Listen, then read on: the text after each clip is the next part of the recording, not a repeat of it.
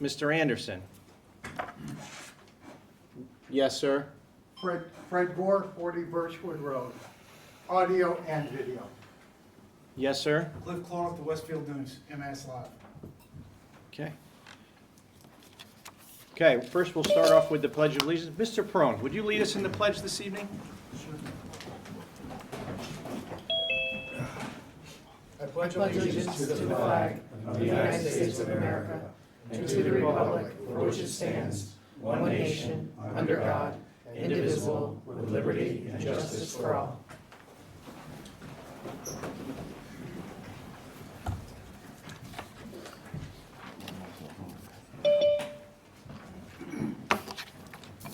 Okay, at this time we'll take public comment. Public comment is for anything that anyone wishes to address to the board that's not on our agenda this evening. If we have an item on our agenda that you're interested in speaking to, we'll cover that and have plenty of time for public comment at that time. Why don't we start on Zoom tonight?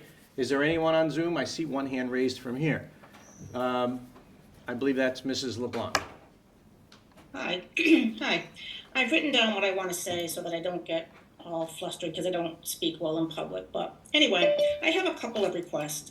In the past, we used to have people that wanted to speak come to the front of the room, and they could be heard.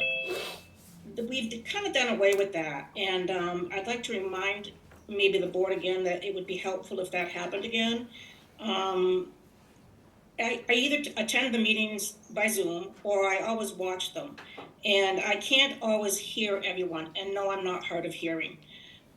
Just today, I was watching a recorded meeting, and I had to rewind it and play it back 3 times before I heard what that person sitting in the back row said. And I only heard it because I had been told what that person did say, so it was easier to pick up on. But you can't hear people that are sitting in the back of the room clearly. And even if I put my volume on high, when I'm listening to the recorded meeting, I have a hard time still hearing it. So if we could do that again, that would be greatly appreciated. I am aware that if an item is on the agenda for a select board meeting, that those that wish to speak cannot address or ask questions during public speaking time about those items, which prevents me from bringing up a couple of my recent concerns tonight. I would be interested in knowing why that doesn't happen, why we can't address the items that are scheduled for the meeting, because I do attend other committee meetings and they do allow it. So I'm just wondering why it isn't across the board. How are the residents supposed to address their concerns, ask questions, and be informed without secrecy? When someone does bring up a concern during public speaking time, there's never any follow-up conveyed at the next meeting or the further meetings. Why is that? I've heard the term transparency from this board, which in my opinion is not an accurate statement. I'll bring up, for example, Carvana, or AKA the Bailey Project, is just one example. Also, during a meeting back in November, there was some grant money approved by this board for quote-unquote equipment.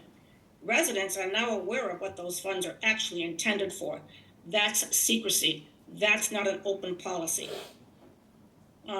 Southwick is not the same town as it was when we made the decision to build and move here 25 years ago, and the changes, in my opinion, have not been for the better. Registered voters place their trust in who they elect to make the best decisions for the entire town, whether it be seniors or young working people. Please do better for the residents, their children and grandchildren.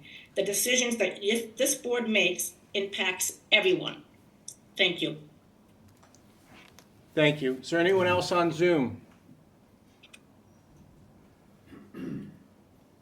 Okay, we'll turn to the room. Is there anyone in the meeting room tonight that has anything they'd like to address to the select board that's not on the agenda? I'd like to address. And just one second. To answer Mrs. LeBlanc's first question, she's 100% right. Would you mind, if you're able, would you come forward and state your name and address so that your comments are adequately recorded? Excuse me. Thank you. May I sit? You sure can. Thank you. So I'm here to address the doings. Can we have your name and address for the Kimberly record? Lamarche, 27 Granville Road, Southwick, Mass. 01077.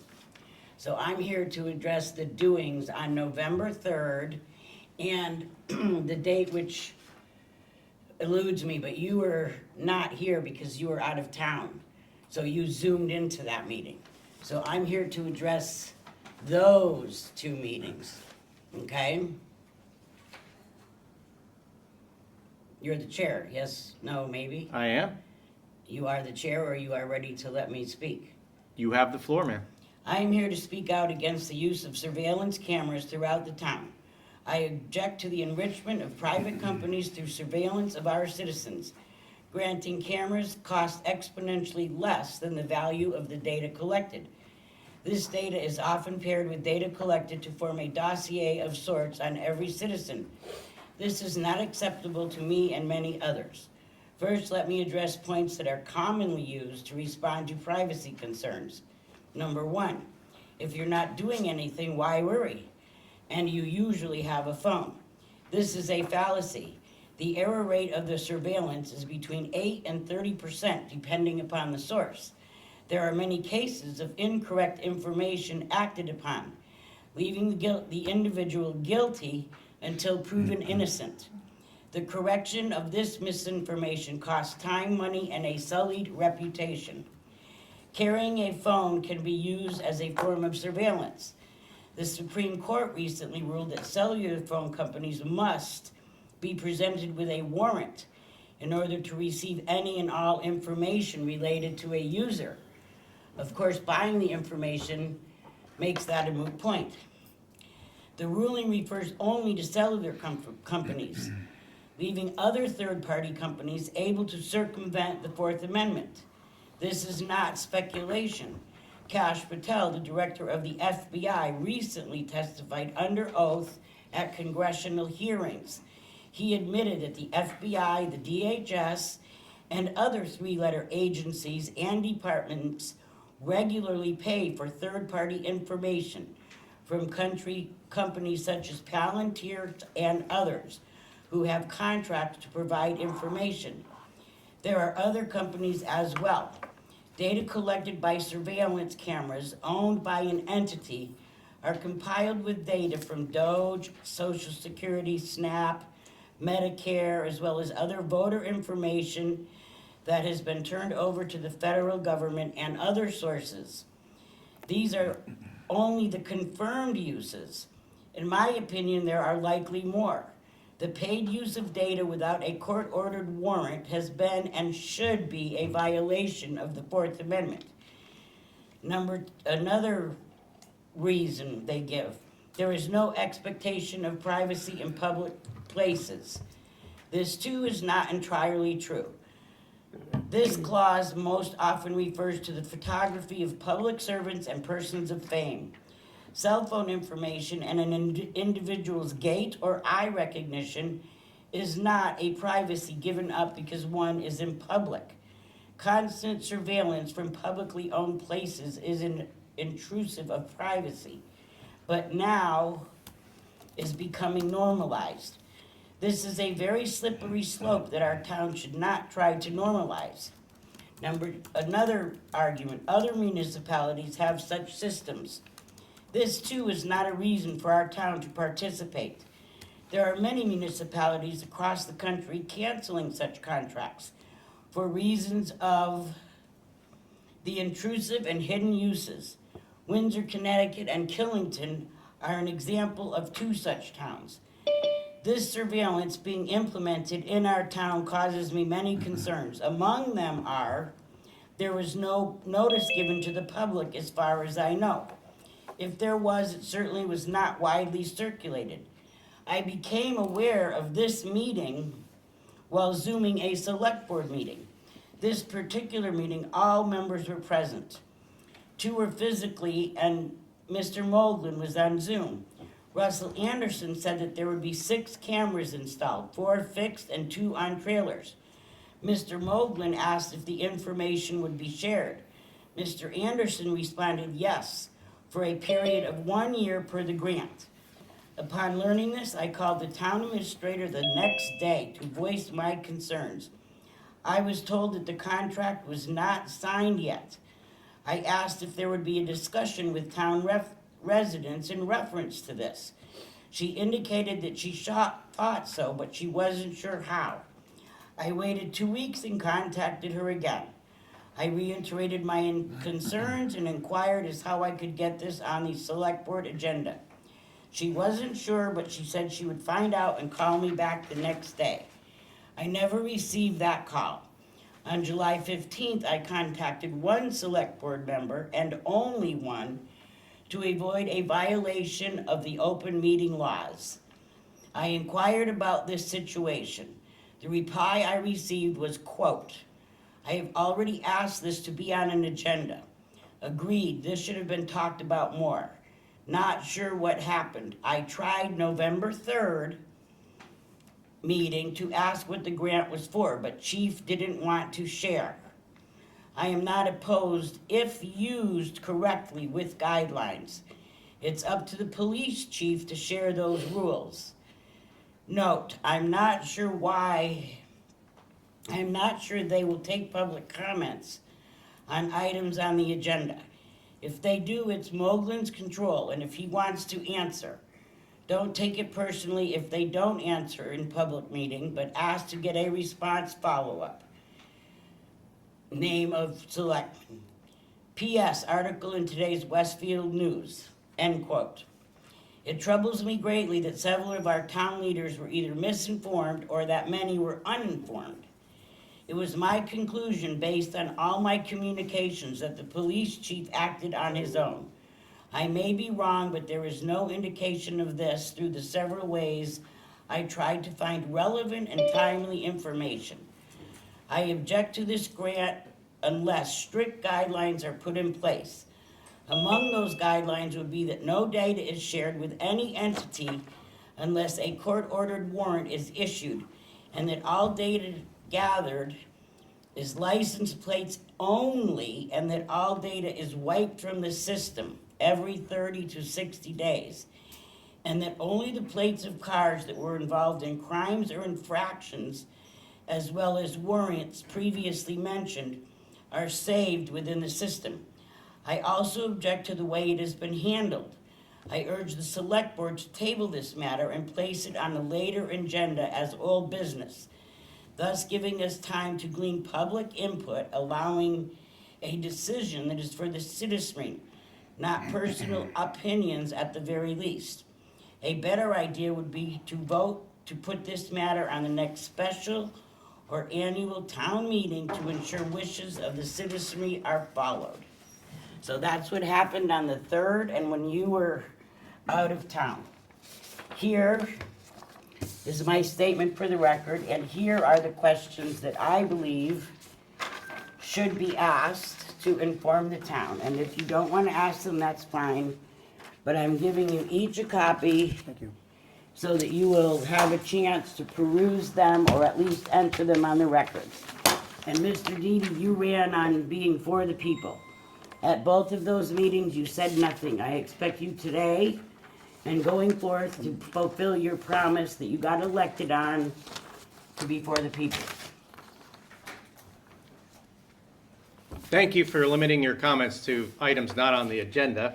No, those, as I stated in my comments, I commented on your meeting where you weren't here and the November 3rd meeting, which a select board that I commented to, not in violation of open meetings, was the November 3rd meeting. Very well. So I spoke about those two meetings as I indicated and as you heard.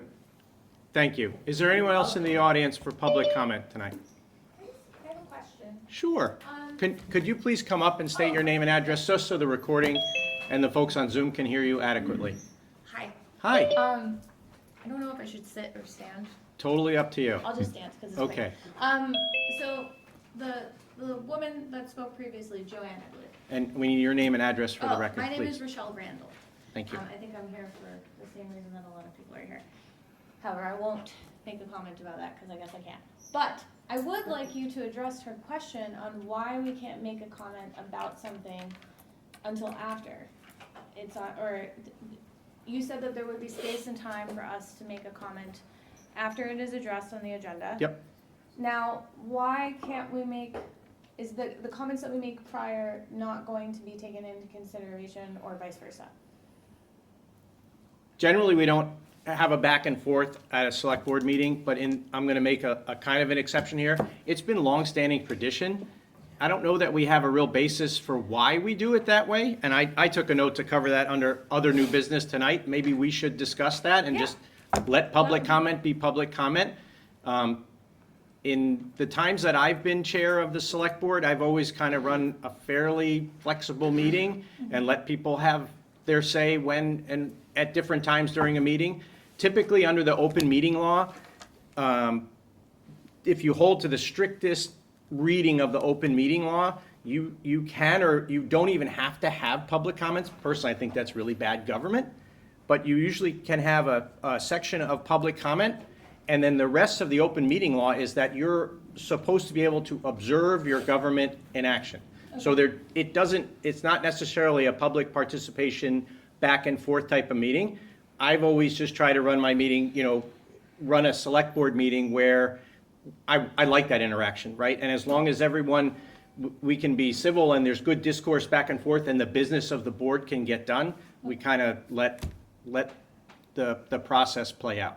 And in my experience in government for darn near 28 years, I've never once had to pick up that gavel and use it, and I hope to continue that tradition forever, and just have a good dialogue back and forth, because there's always good input from people that certainly weighs on my decision process and Yes. how I come to conclusions. When I was in Westfield, doing the thing about the data centers, they allowed public comment about the data center situation prior to them making a vote on the moratorium. And actually, I vaguely remember the same thing happening here when we were voting on the moratorium as well, that we were able to speak our piece about why we would or wouldn't want it. And that was probably at the planning board for that one, Yeah. right? So this is kind of just how we've always done it. Okay. So I don't stand on that forever. Ms. LeBlanc brought it up, so are we you. could change it?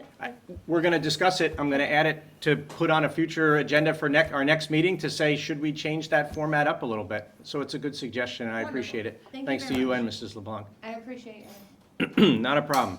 Anyone else? All right, we'll move into our first public hearing. Oh, I'm sorry, Fred, I didn't see you over I there. know, you put your head Well, down. because usually I'm looking out at folks in the audience. Fred Gore, I just have a question, because we're not gonna talk about what's happening later. I'll wait until later. Several months ago, I brought up about our transfer station. I asked, what are you guys doing about it with all the people running in illegally, overloaded trucks, everything else that's happening at that transfer station? So can it be on the next agenda, what you're doing about it? Yep. Because that was like months ago, and this transparency does not happen. Thank you.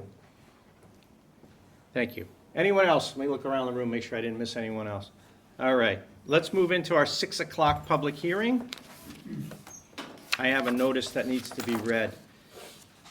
The Southwick Select Board, in association with the Pioneer Valley Planning Commission, will conduct a public hearing on Monday, July 20th, 2026, starting at 6 o'clock. The hearing will be conducted in a hybrid format, and interested parties may attend in person at the Southwick Town Hall or join via the Zoom link or phone number provided above. The purpose of the hearing is to present a proposed program and budget amendment to the town's fiscal year 22/23 and fiscal year 24 Massachusetts Community Development Block Grant CDBG Program awards. The proposed amendment will increase the amount of funding available for construction of water main improvements on North Lake Avenue that are being funded through both grant programs. The proposed amendment seeks to transfer up to $100,881 originally allocated to program delivery and administration of the fiscal year 22/23 grant award, and up to $82,915 originally allocated to program delivery and administration of the fiscal year 24 grant award. All residents with questions or comments will have an opportunity to be heard. The Southwick Town Hall is handicapped accessible. Written comments will be received by the town through July 20th at 2:00 p.m. Written comments will be read aloud during the hearing. For further information or submit a written comment, though you're probably too late because it's after 2:00, contact Erica Johnson at the Pioneer Valley Planning Commission, and her phone number and email are here. Do we need a motion to open the hearing, right? Need a motion to open the hearing. So moved. Second. Roll call vote, please. Doug Moglen, yes? Russ Anderson, yes. Joseph Didi, yes. And I think I saw Mrs. Johnson.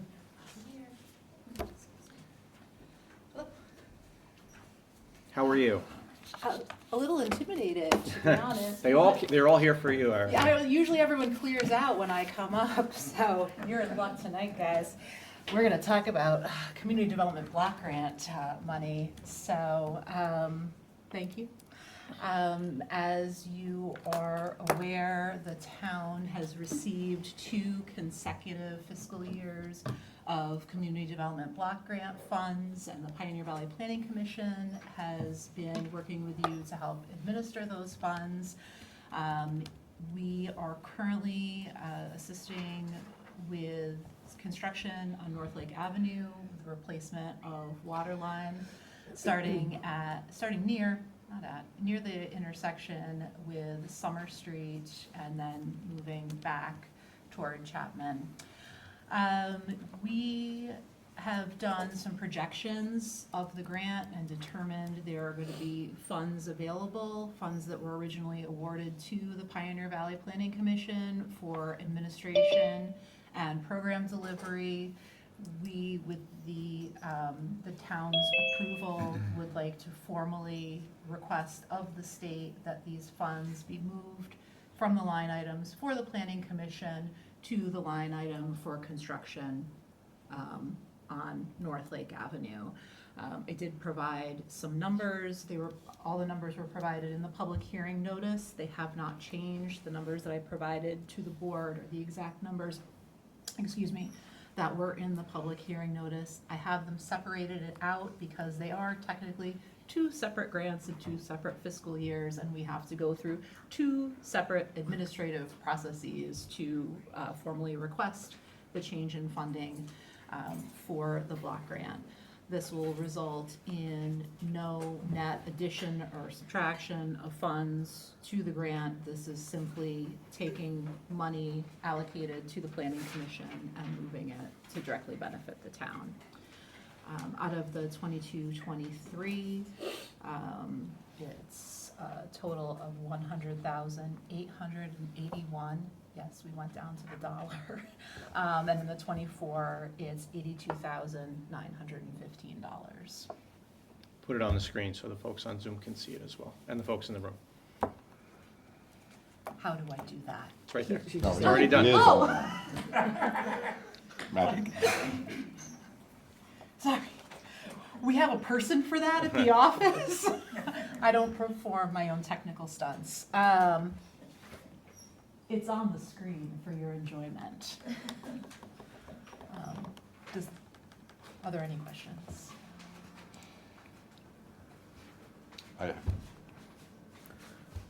Why? Why? Yeah, why were those other numbers padded? Now they've come down because you didn't need it? No, the other numbers were estimates based on staff we had working at the time. And between the time that, you notice the number is considerably higher for 22-23. Yeah. That was when we had the biggest staffing transition. So this reflects an overall reduction of staff, and as well as a changing of staff that is working on this. You're still stuck with me, but there's been there's been a lot of other changes. Okay. You can't get rid of me, but there have been other changes in staffing.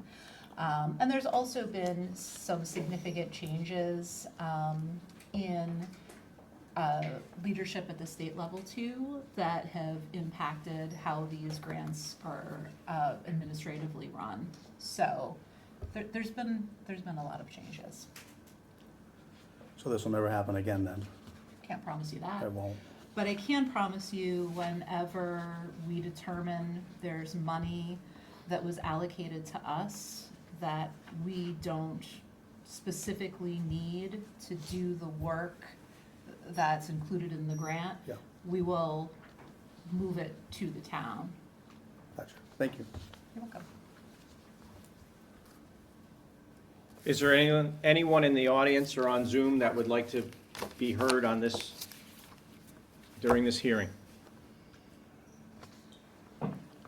Kimberly Lamar, 27 Granville Road. Are there sewers in place there already? No, How sad. Anyone else?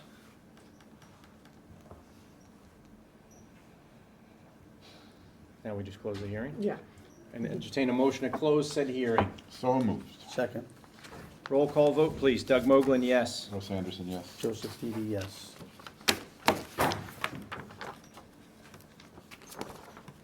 And then we need to take a vote. Do we have the vote in some kind of format that you need it, or? Right below the, I have prepared some suggested course you did. motions for your review. yeah, Suggested motion. yeah. At the bottom.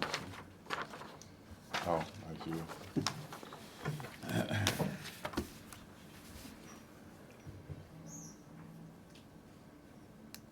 So you need two motions for both, or one for Because they're each? two separate grants. Okay. I'll make a motion to move to submit program and budget amendment request for the EOHLC that will move a total of $100,881 in program delivery and grant administrative funds awarded to the FY 22/23 CDBG contract to construct water system improvements on North Lake Ave. So moved. Second. Doug Moglen, yes? Russ Anderson, yes. Joseph Didi, yes. I move to submit a program and budget amendment request for the EOHLC that will move a total of $82,915 in program delivery and grant administrative funds awarded in the FY 24 CDBG contract, construction of water system improvements on North Lake Ave. Is So there a moved. second? Oh, I think that's the motion. Is there a second? Second. Roll call vote. Doug Moglen, yes? Russ Anderson, yes. Joseph Didi, yes. And just one point of clarification, Jessica, could you spell out EOHLC? Because we've been called to task on using acronyms like that. The Executive Office of Housing and Livable Communities. Thank you very much. That's why we use the acronym. Exactly. It doesn't roll off the tongue. It does not. And if I may, for just 1 second. You may. They're doing some paving now. There's gonna be a break in construction while we take care of some administrative things and get all the money where the money needs to be. And then the contractor is gonna come back, the same contractor, and continue working up the street. So it got a little bad, it got a little better, it's gonna get worse again, but then we'll have water, new water lines. As it goes. Thank you. As it goes. Thank you very much. Did you need sign-ins on your sheet, or you've got what you needed? I am going to take from the meeting minutes what is recorded for people Okay. in attendance. And I took a few of my notes. Thank you very much. Thank you. Appreciate your time. Not a problem. Have a good evening. Thank you as well.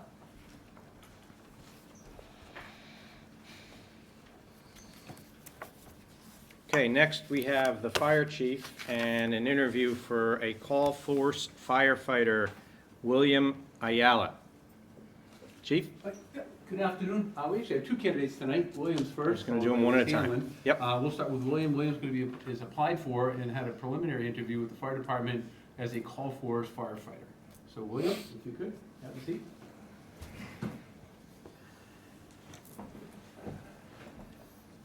Hello. And just before we get started, I used to work with Will at Oh, Wally boy. Computer, so, Thank you. just so it's not a conflict And at he's all. still coming? And he still showed up, so we got that going for us, but he's a good guy from my time at work, but this interview stands on its own, so. So why do you want to join? It's always been a dream. Kind of had it in the back. Had kids, started a family. I think now it's a good time to start it. You're familiar with the time commitment? Yes. At least the initial training part of it and stuff. Yes. So is my wife.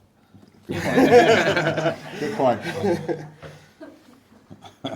Okay, you've already passed that test.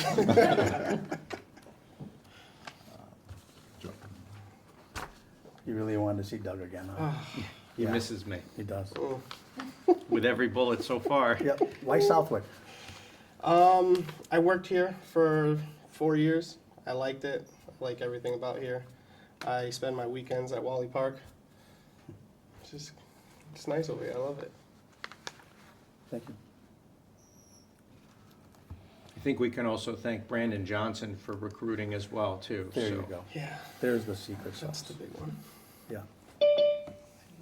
So you're just up on Feeding Hills Road in Yeah. Agawam? Southwick Street, Yeah. the other side of it. Yeah. I really don't have any questions. I'm sure the chief is more than vetted. We had the preliminary interviews, as I said before, which was our typical interview process. He scored very high marks and came highly recommended by all 4 people that were participating in the interview. Did they know Doug was involved? They still said no problem. So I get to ask the most important question. Oh boy. So what's standing between you being a call firefighter and not being a call firefighter? I have another question. Oh, you do? That's the last one, yeah. All right, well, ask your question. Russ 'cause- Anderson, what is the difference, call firefighter? What is that? Is that the old word for volunteer? Yes. sir. Yes, Okay. yeah. Understood. Thank you. Responding via pager. Thank you. That was my question. So what was your question, Doug? What's standing between becoming a call firefighter in the town of Southwick? What's the one thing? You. Correct. Is there a motion to appoint Will Ayala to? Well, the it was call until firefighter? that. I'll make a motion to appoint. Mr. Didi? I'll second that. It's a roll call vote. Doug Moglen, yes? Wait till they finish. Russ Anderson, yes. Joseph Didi, yes. Now you can do it. There you go. Congratulations. Thank you, sir. And thank you Good for luck your with service to everything. our town, Will. I appreciate it. Everyone does. Okay. Our second candidate comes to us from Southwick, Elizabeth Hanlon. She prefers to be called Liz. Liz is applying for a per diem position, but she's currently enrolled as a paramedic at Westwood State University. And course to complete probably by the end of this year, her didactic portion of it. So she'll be working for us as an EMT and hopefully one day as a paramedic. So this is Elizabeth Hanlon. Come on up. You said you prefer to be called Liz? Yes. Please, have a seat. She knows the last question already. Well, it's harder because this one pays real money. Why do you want to come? Or why, you live in Southwick, right? Yeah. Okay, so why join? I just wanted the opportunity to give back to my community. I've had to utilize Southwick Emergency Services before, so like being in the position where I can give back to the community that I grew up in and that I live in currently would be great. And you're on Beckett right now? Yes. How often do you work there? I work there once a week, and I actually work in Bloomfield, Connecticut right now as well, so I'm there 3 On their hours a EMS? week. Yes. And you worked for RAM as well? RAM's no longer, right? No, I worked there until January. That's all I have. Why did we choose this profession? So my dad had a medical emergency and I had to call 911. And actually Southwick Fire is the ambulance that showed up for that. But so after that call, I was really inspired to become an EMT, just seeing like how the responders treated my dad, and how everything happened like to him in the hospital and everything. And so then I signed up for my EMT class the next day. What do you like best about it? I think being able to like help people in their moments of crisis, like in their worst moments, and then also like treating them as a person rather than just as somebody who called 911 and as a patient, and like making a personal connection with them. That is the difference between working in the town you live, Yeah. because you see the people, you know the people, and That's one thing we always pride ourselves on is that, that connection. You're going to school to be a medic? Yes, Where are you going? Westfield State. Oh, the professor's legendary, I hear. The Fuga? Yeah. Gotcha. Not sure what legend you're talking about, but. Well, I didn't say it was a good thing or a bad thing, though. He's great. And he's been great for our department, and especially with the group of young medics that we've had come through that program and getting up to speed on running a full ALS service from the chief, the deputy chief, Uga, and a couple others. It's really been a testament to their success.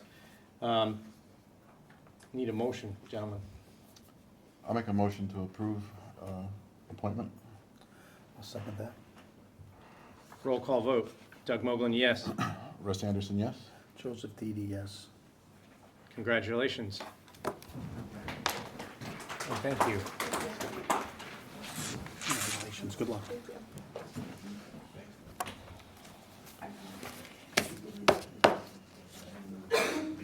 He's got to stay till the end. Just kidding. So we're going to review and discuss a townwide notification option, including a new system from GoGov, and Fire Chief Spanowitz is going to present that. Good evening again. As you may recall, back in November, the current notification system we're using called Code Red, also known as OnSolve, was in the process of upgrading their platform. And in the same time frame, they had a significant cyber attack that forced them to really pretty much close all the functions that they had and kind of come up with a quick solution. And unfortunately, the quick solution was not a good one. It's a system that has had some problems. I'm sure there are some people in the audience that have received phone calls from this notification system from numbers from Seattle, Washington, from Indiana, from Terre Haute, Indiana, it was specifically, California. So it initially looks like a scam call, and it's one of the things they cannot fix. So it's been problematic. You may often get a message that is the actual transcript is wordy. It's hard to understand because the pronunciation is not very good. So after we started experiencing all these problems, we brought them back in and said, we need some training on this to make it better, and can you solve some of these problems? And they said, sure, we'll come in and give you the training, but the problems still persist. So about 4 months ago, I started looking at some other providers. And one of the systems we looked at was called GoGov. I looked at 3 total. Civic Plus was another one, and another company called EPR that was pretty forgettable. It takes me a while. I had to go back and look up the name of the company. They really had a very complicated system, but GoGov has a lot of wonderful features. And just in the handout that I gave you, one of the biggest things is they do have simple notifications like we utilize now, often referred to as reverse 911, but they have an app, and they create the app for your town. So small town of Richmond, Massachusetts, with a population of less than 3,000 people, utilizes this company. And their app is called My Richmond, and you get notifications through the app. The app can also be a two-way system for communications. You can pay bills on it, you can track meetings, you can track the calendar in the town. It interfaces with the web pages, so for both the town, the fire department, police department, for websites, whatever you want to do there. Some social media stuff as well too. It's utilized by, I think they said, over 2 million users and 650 municipal customers. They've been around since 2004, pretty solid company. The presentation portion of it was really impressive because they understood what it is we were looking for. We needed a simple notification system that everybody could use. It wasn't complicated, but got the message out there pretty simply. And so that's one of the reasons that was drawn to us. When you see it up and running and how simple it is to use, it was also made it very attractive as well too. The implementation, should we go with this company, takes about 30 days. So that's part of why I really kind of moved towards this company. It's not flashy. It is really basic stuff, but it is a really good package, and the apps are pretty impressive. They create the app for you. You don't have to do anything, and they take it from there. So currently, in the contract cycle with OnSolve Code Red, we had an automatic renewal in July. The attorneys are currently looking at the contract to see what the ramifications are of that, should we decide to move sooner than later. So we just kind of have to wait on that one. Initially, GoGov did come in more expensive than Code Red, but I spoke with them and I said, look, this is what we're doing, this is what I really need to do. And they were willing to readjust the quote and came in around the same price that we're currently paying. So I think it's a good product. I'd like to make the move to it. There are some concerns, legally with the contract and where we stand and how we get our data and our contact list from Code Red, but it can be done.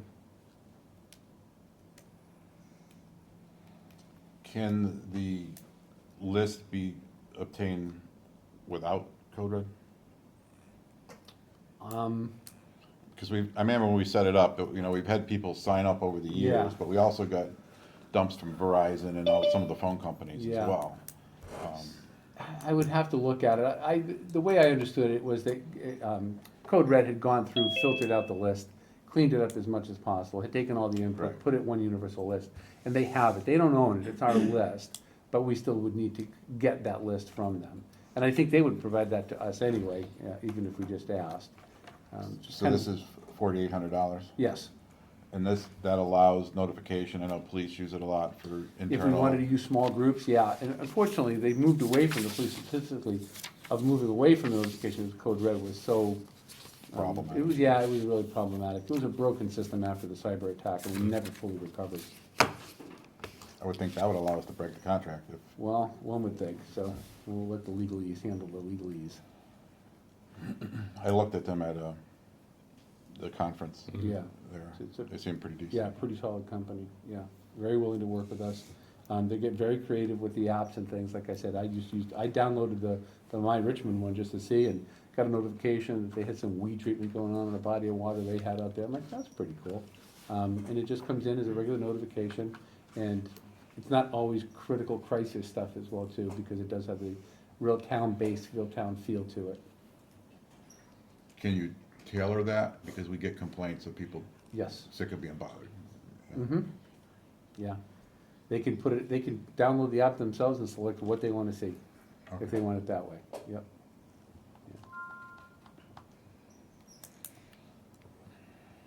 We're paying $4,800 now. Slightly over that right now. It was a 3-year contract initially. When it was purchased. Well, actually, we've had it since 2019, so this is the automatic rollover on it. But yeah, it was slightly more than that. But it is a good company, and I'd like, the board to just endorse going forward with this and to see what we can do for making it work with the current contract and also make it work as our new provider. Do I dare ask what they do with their data? When I asked, they said it is exclusively theirs. I'm not sure what that means, but that was the language they said, it's exclusively theirs. They protect the data because that was part of what we wanted. Code Red, and even when they had their cyber attack, they couldn't tell us exactly what happened. Right. But I do know it had something to do with the two-way system that they were using, and that was part of the compromise to the system, and also one of the rollbacks on one of the features was that it was really hard to figure out who was getting the messaging, and this would solve a lot of those problems. I think it's a good question, though. I think that would be a good one to raise in contract negotiations with them, that, that they're kind of not going to rent or sell that Yeah. data, because people provide that contact information that they don't normally make available to others. So they would have under contract, a duty to protect it. And the other question I had in the pricing, and I don't want to scroll around because I'm showing on the screen here, but in the pricing, there was a certain number of text messages that were They included. call credits, the Yeah. 25,000 credits. We'll never even come close to that. Okay, because I was thinking that's really Yeah. not a lot. If you think about it, if No, you no, send a no, bunch no. of all calls. No, Okay. no, it's not. And I forget the formula, but we are well protected in there. We would never use it up in the course of a year. Gotcha. Yeah. Okay. Other questions or comments?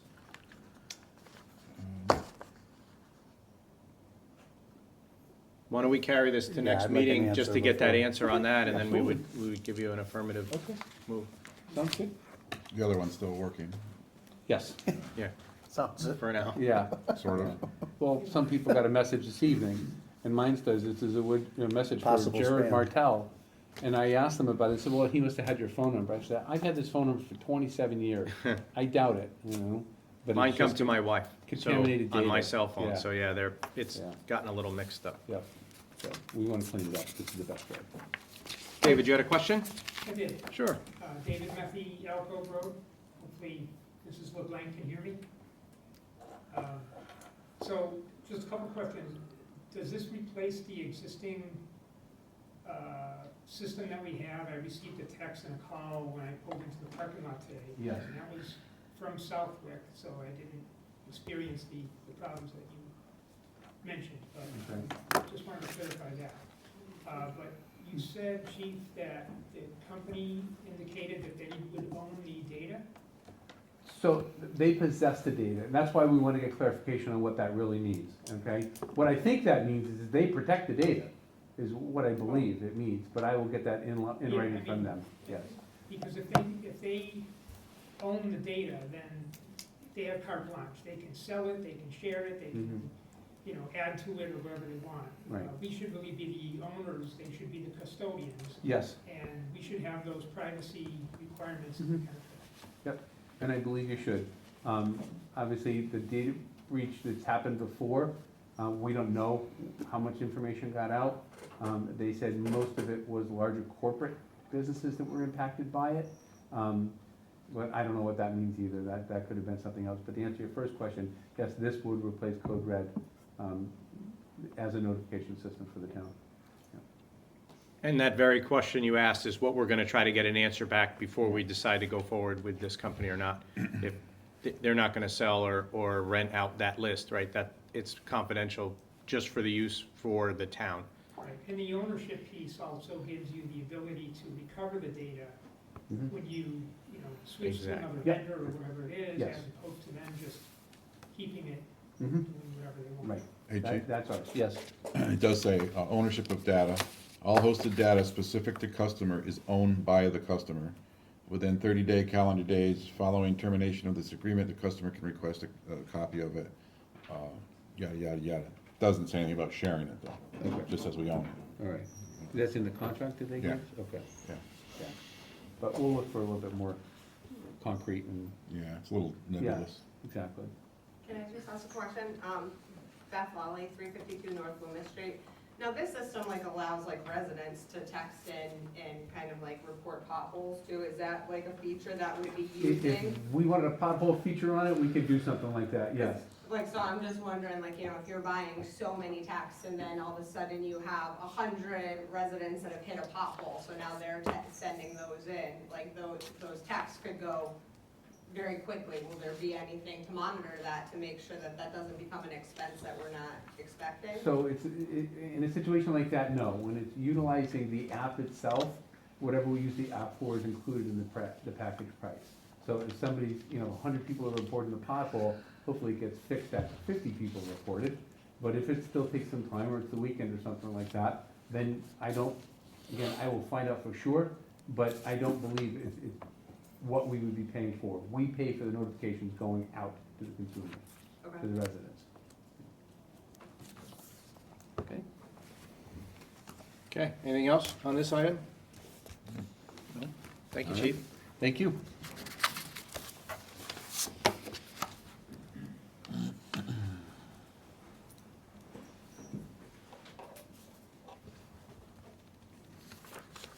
The next item is the Cannabis Control Commission compliance acknowledgement for Pioneer Valley Trading Company.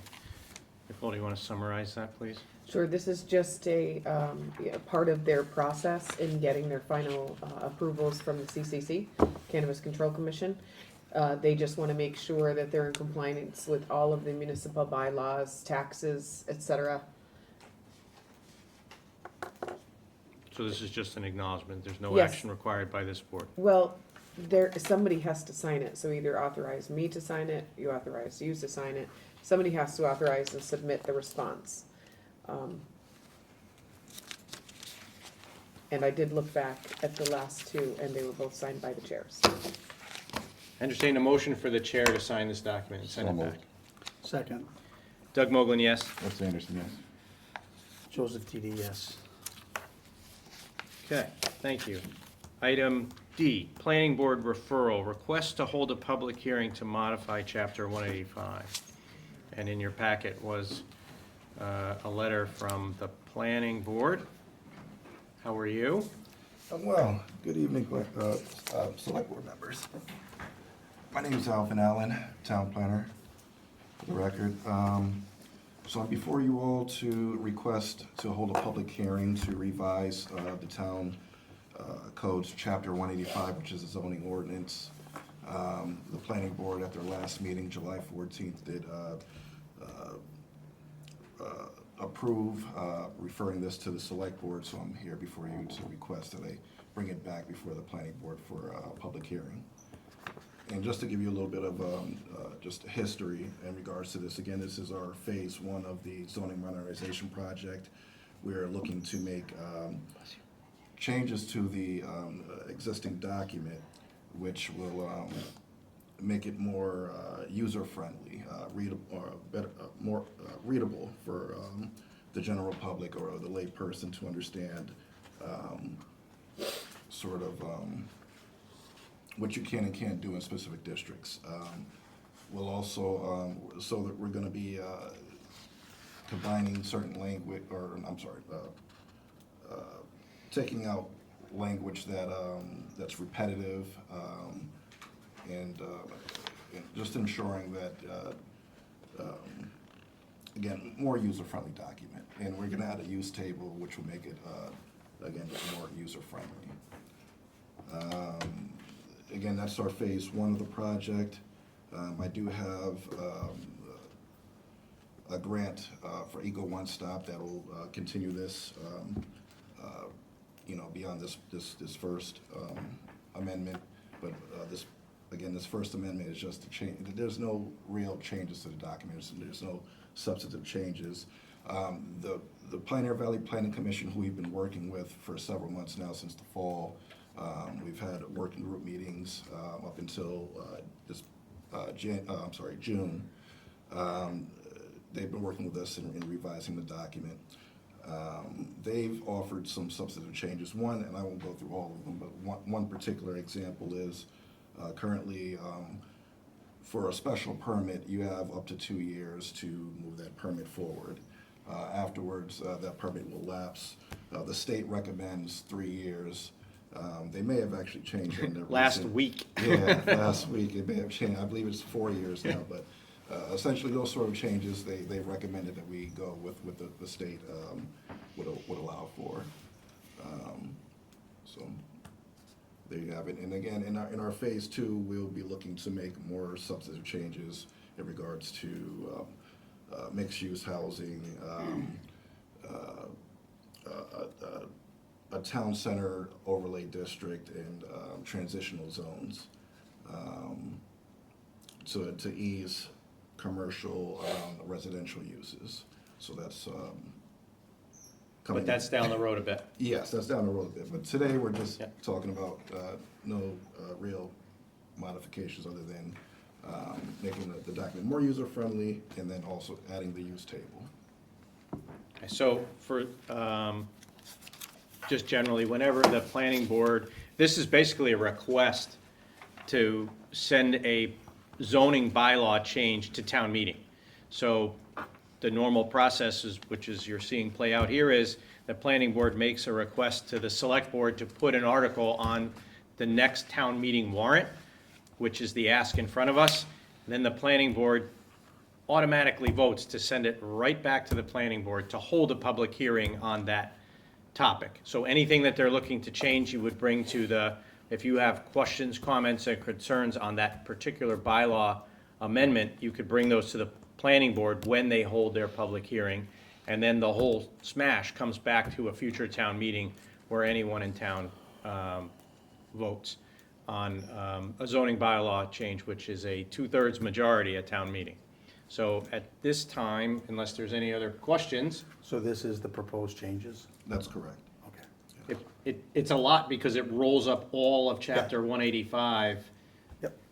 to be more to flow a little better than it did. But there's not any substantive changes other than the addition of a use table. And, sorry, I don't mean to jump on your parade here, but there was actually a law signed into law, I think it was last week or 2 weeks ago. The state modified Chapter 40A, which is the basis of our Chapter 185. So the planning board's gonna have work to do just to get this past the Attorney General at our next town meeting, just to come into compliance with Chapter 40A, like the tolling That just for passed. special permits and a bunch of other things too, Does this go to the Attorney General prior to the town meeting or after? after.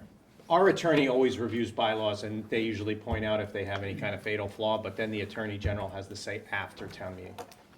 For example, that the planning board tried to bring that battery energy storage thing, that was Failed. taken out by the Attorney General. Right.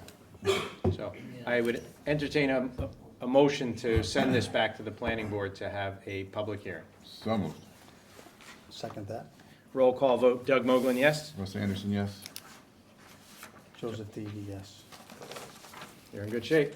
And while I have you all, I know it's, in regards to zoning amendment, the planning board at their last meeting, July 14th, they're were seeking to put together a committee to address large-scale solar and BESS.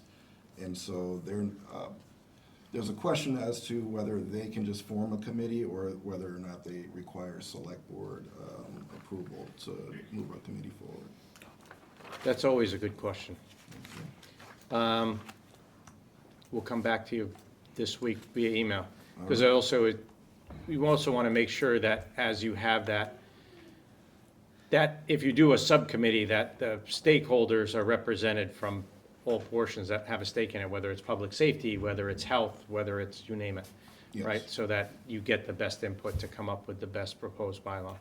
Yes. Awesome. All right. Fair enough? Thank you all. Thank you. Thank you.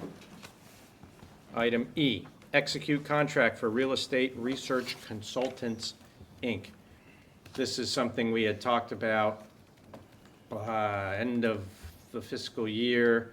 Yes. This is for the Board of Assessors. They need to conduct some audits and updates to some valuations. Do you want to provide some additional color here? Yeah, sure. I was looking, I thought an assessor would be here, but I'm happy to do that. Oh, no. So this is, the new assessor came in, and very important to him on his priority list was to have an appraisal done on the personal property. And, you know, it's impossible for us to do as a small town with our small staff. So there was discussion that they could use their overlay, and that we really wanted to kind of get this done by the end of last fiscal year. So this is just the contract for you to approve between the assessors and this real estate appraisal firm, Real Estate Research Consultants. And we were able to move the money at the We were. year-end modernization act, to move the money into the account to be able to do this. We were. Is there a question allowed? For you, sure. Like, we got a new assessor, but he can't do the job that the old assessor did, and now we have to pay someone to assist him? Thank you for your question. Could I? Is You're there on a- tenuous ground, Fred. You know that, right? No, I'm just asking, is there an amount? Yes, it's $26,300. Okay. Discussion? Was this the package where we talked about they could do it in-house, but it would take 3 years? Correct. Okay, so it was discussed at some point. And this is just business, is that? I think it is the Yeah. business side, yeah. Personal property. Yeah. 300 accounts, it says. Right. Personal property revaluation program for all locally assessed businesses' personal property in the municipality. That's 19,800, then wireless and cable review and evaluation's 2,500, and then a public utilities appraisal is 4,000. Yeah, Class 504. What's the cable review? Is that poles and So stuff? those are the biggest taxpayers in the town, and those are the ones that always take you to ATV. And so it's a little bit aside from the personal property, all the Still wires and business. things. Still commercial. It's broken out Yeah. into a different category. So they're just auditing to make sure we're getting, Our fair all share. right. Yes, they are. That was in court for 100 years in Springfield, if you recall. You need more, this one out to bid, or is it not? This is professional services, so, yeah, and there are probably That was their selection. one or two in the state. And I assume the Board of Assessors approved this? Yes, they did. This is for you, basically, to approve the contract. I make as a the motion to Executive. approve the contract as submitted. I will second that. Roll call vote. Doug Moglen, yes? Russ Anderson, yes? Joseph Didi, yes. Okay, item F is to execute a contract for tie and bond for third-party review for the WGI project.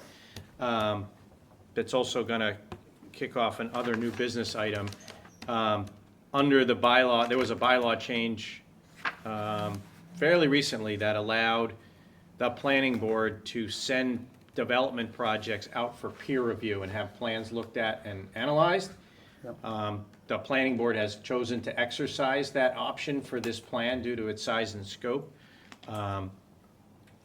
The applicant actually pays for that work, but they pay the money to the town, and then the town pays the third-party auditing, or the third-party reviewer.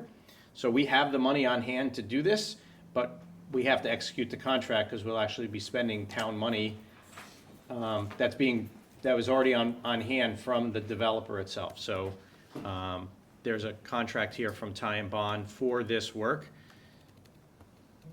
And we already had checked that it matched the amount that we have on hand.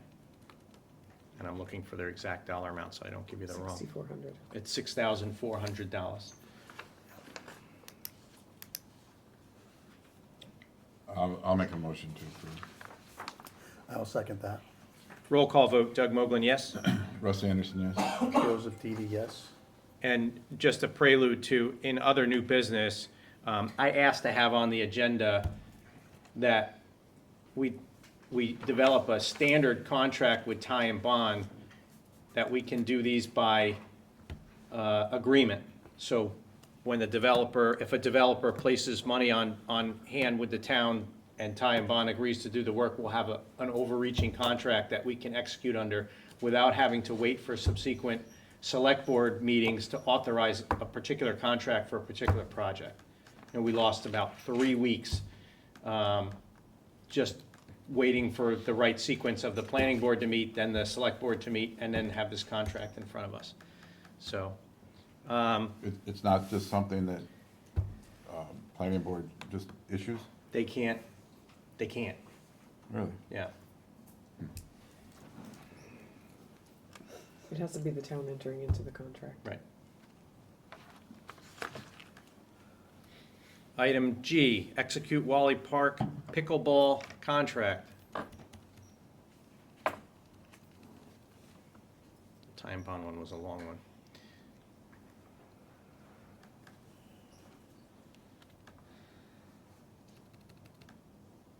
Discussion on that one? This has just been a long time coming. We had already voted to approve it. But this is with Omasta Landscaping, which was awarded the bid for the contract months ago. But this is to actually execute the contract to build said pickleball courts. And is Levex separate? Do we approve that too? Levesque is acting as a clerk of the works for that. Right, but I The know it was- subsequent item is separate. It was broken out as a separate price. Or is it included No. in this? I don't think Nope, so. you have Omasta, and then we have a separate contract with Lebec for something different. Totally different. Okay, all right. All of these contracts have been completely vetted by legal. My only question on seeing if they don't complete by, I don't think it was an October date, $500 a day fine.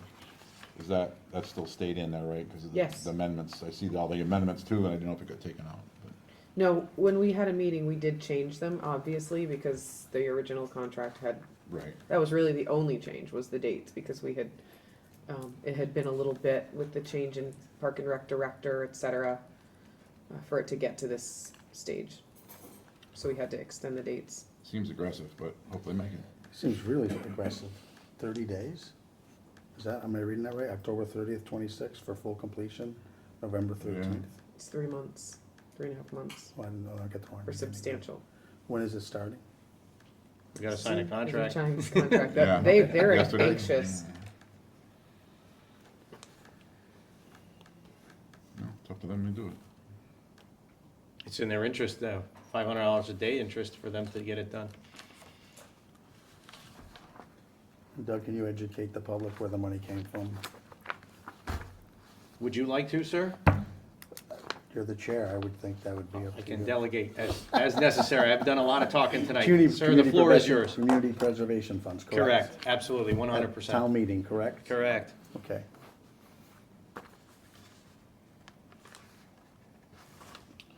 Motion to approve? Thank you. Is there a second? I'll second that. Roll call vote, Doug Moglen, yes? Russ Anderson, yes. Joseph Didi, yes. Thank you. The next item is to execute a survey at 454 College Highway. Fun fact, that's this building and the property surrounding. So in the back corner by the police department, animal control, Wally Park, we want to get that, sorry, not Wally Park, you're correct, Prifty Park. We want to get that area surveyed and delineated. Wally Park is a designated park in the town of Southwick. We want to get that, Thrifty Park. I did it again. Wally Park's The a same hell of thing, a only great different. place to go. But Prifty Park is also a great place to go. And it's been designated officially a park in our town. There was an official vote of select board under a prior administration, and the Park and Rec. So we have some work that we'd like to do in that back area over there, but we do not want to intrude on Prifty Park. And we want to make sure that where we think the property line is, there's also a sewer pump station over there. The place where they park some of the public safety vehicles is over there. There's a Connex box over there. And we're considering that area to place of the eventual hut for the Southwick Municipal Fiber. So we want to make sure that we have the adequate room and space, and we've seen some conflicting lot lines and property lines, so we're going to have it properly surveyed from proper meets and bounds, just to double check and be sure. And was there any other area of that that's the focus area? That is the focus area due to the funding that we have, which is grant funding. Correct. So when the day comes that we need that, we're doing some pre-planning now. As we enter into certain parts of the municipal fiber project, we want to make sure that where we're thinking that fiber hut's going to go is actually our land and not in the middle of Prifty Park. So we're just going to get that done. And that's what this proposal is here in the amount of $4,780. So, so there's a lot of language in here from, I'm just trying to see, make sure it isn't somewhere else, as far as how quick they're gonna do this. He's got 30 days all over the place in regards to paying them, but he hasn't, it just says his schedule to do it in a timely manner. Are we not gonna put borders on how quick he does it? Or they do it? I mean, I had several conversations with him. He does understand. He does understand that we, obviously we want it done soon. That's why I reached out to him. And that he doesn't have it completely finished, but he's got a lot of information that he can put together in a timely fashion before going out there. So, although I didn't give a certain time frame, we had the mutual understanding that it would be done expeditiously. Especially if he wants to get paid. Well, that's got numbers all over it. That's got 30 days all Yeah, over right. it. Which is, We'll do it in a timely manner. And then you gotta pay us in a month, right? Yeah. But the proposal, the proposal was only good for 30 days from July, was it 14th? 14. I'll make a motion to approve. Second that. Roll call vote, please. Doug Moglen, yes? Russ Anderson, yes. Joseph Didi, yes. Okay. Item I, there's a two-parter in the document that you have from dated back from May 29th from Mr. Goddard, the Assistant DPW Director. Number one was the Community One Stop for Growth. We already voted to approve that and acknowledge that, supporting that grant request. So that was items 1 and 2 under number 1, and number 2 was the DPW is requesting to exercise a year 2 option for the annual heavy equipment rental bid. So he's requesting that the select board approve to exercise our option to extend the heavy equipment rental contract currently awarded to Crestview Construction for FY '27. And the original structure allows for up to 3 years of coverage at the town's discretion. And he says that he has reviewed the rates contained in the original bid for year 2 and confirms the rates will not materially change from fiscal year 26 to 27, with most items reflecting an increase of less than 5%. And this is on an as-needed basis for the Correct. water main breaks? Yeah, all and we that. just need a piece of equipment that they bring it to us. I'll make a motion to approve. Second that. Roll call vote, please. Doug Moglen, yes? Russ Anderson, yes. Joseph Didi, yes. Great. We want to take this opportunity, since we have such a good crowd in attendance tonight. This is something that we had put on to the town meeting warrant to set up a revolving account for. I have a prop, don't I? I do. And we have the decorative lampposts up and down the center of town. And one thing that I've seen done in other communities, including cities to the north and several communities in Connecticut, and I've been working with a couple people, so is Mrs. Parker, and also our former treasurer collector clerk who's done this in her community, is I'd like to start a program where we make hometown hero banners for veterans that have served our country to go on to these the decorative lampposts in our town. And people can sign up to sponsor one, either for a family member or donate anonymously to support for someone who has served our country. And we'll have these made and displayed throughout the town, especially as we head into our quincentennial, 250th birthday year. This would be a nice thing to do, and something that we can honor those who have served our country. So we'll take checks. We can make those out to the town of Southwick. We have like I said, we have a dedicated revolving account that we'll be able to accept funds into, that we can continually replenish and expend money from donations to fund these banners. What's the cost? We don't know yet. We have a rough number, but This is something that Doug has been asking about, that we were able to get on the town meeting. And he's very, very excited about it, so we're not quite ready to roll it out. But once I showed him the flag, he was like, yes, we are, we're bringing it to the meeting. So we don't have all of the information yet, and Chris Lansky, who is our veteran agent we share with Agawam, is going to, as soon as we can roll it out, we will. And then please just look for all of the information on social media and our website, and by calling us if you'd like. It's just not quite ready to roll out yet. Very soon.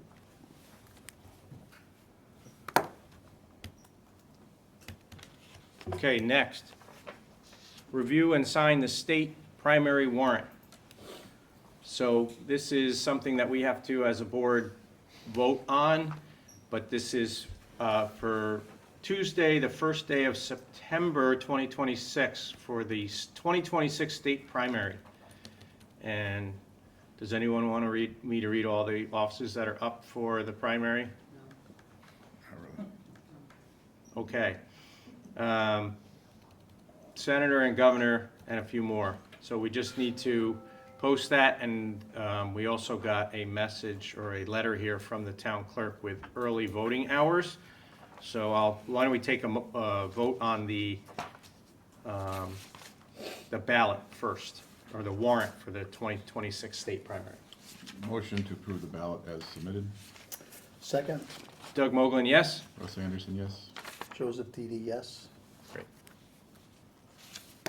and our town clerk is letting us know that they will be holding the following early voting hours for residents of Southwick to engage in the opportunity to cast their vote before the state primary to be held on Tuesday, September 1st. So here they are. Saturday, August 22nd, 9 a.m. to 5 p.m. Also includes the last hours to register to vote for the state primary. If I'm getting these wrong, Christy, let me know. Monday, August 24th, 8:30 a.m. to 4:30 p.m. Tuesday, August 25th, 8:30 a.m. to 4:30 p.m.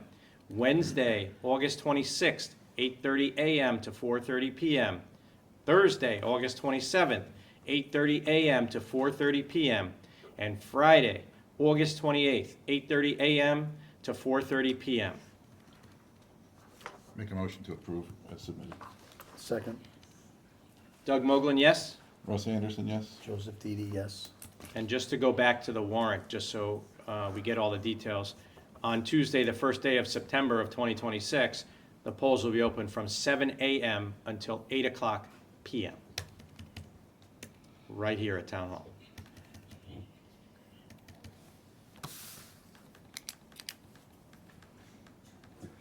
Item M,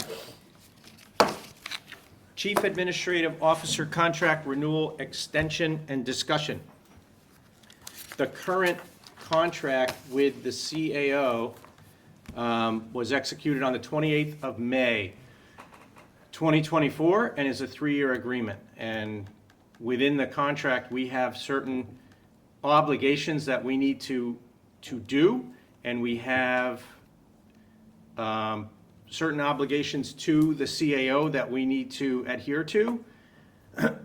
And one of those is to discuss the renewal of said contract, and also importantly, it's something that we have not done, that we need to do, is to conduct a review of the CAO. And according to the agreement, Section 5, the board shall review and evaluate employees' performance each year by the contract anniversary date. Said review shall be in accordance with specific criteria developed jointly 8 to 12 months ahead of the review meeting by the board and the employee. The chairman of the board shall provide the employee with a summary written statement of the findings of the board, and the board shall provide an adequate opportunity for employee to discuss her evaluation with the board before the review is made part of the employee's personnel records. We haven't done it. It was on our goals and objectives for last year, and we just never did get to it.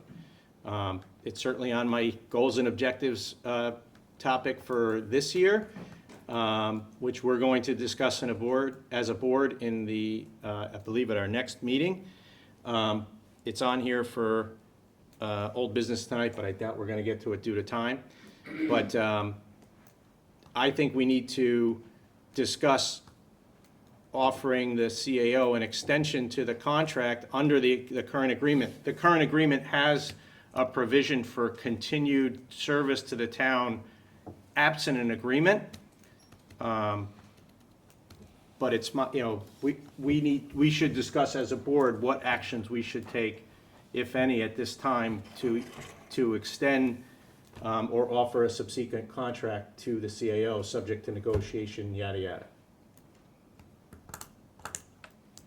Well, we didn't fulfill our end of the bargain for evaluation. So Correct. we don't have a lot of options, really. I don't feel.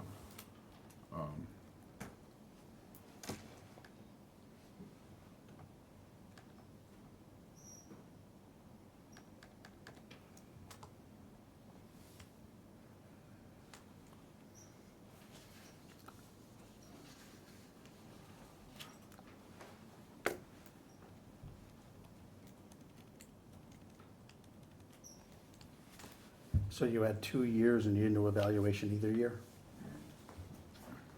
Well, you weren't here for both. No.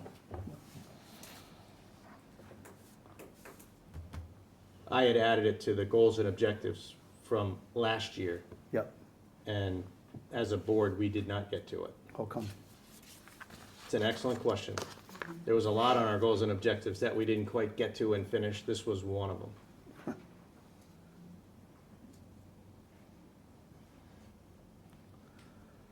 So as the chair this year, certainly, in knowing this contract, because I was party to the negotiation for it, as was the other members of the board at the time.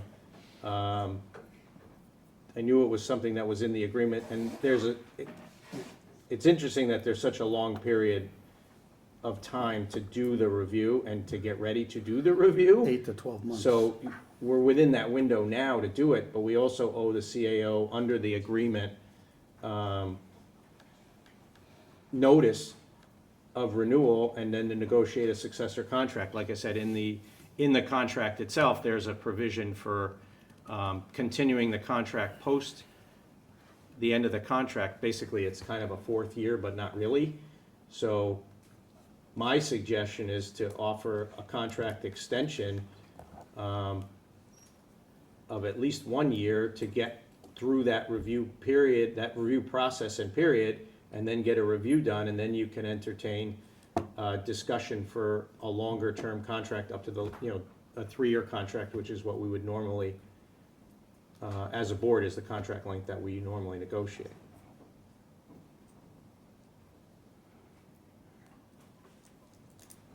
Does that give us enough time? Well, technically, we're within the 1 year notification of the contract. If we were to say, look, we want to part as friends, we're past that period of opportunity right now. Right, that should That would have been on July 1. But I don't think we're at that point, because I don't think we've had that review to have that discussion. And I really think we should. I know I've had a lot of conversations with Mrs. Parker one-on-one, but I think as a board, we need to do that and put it on record as to, where we are and where we're doing well, where we're not doing well, and how we move forward.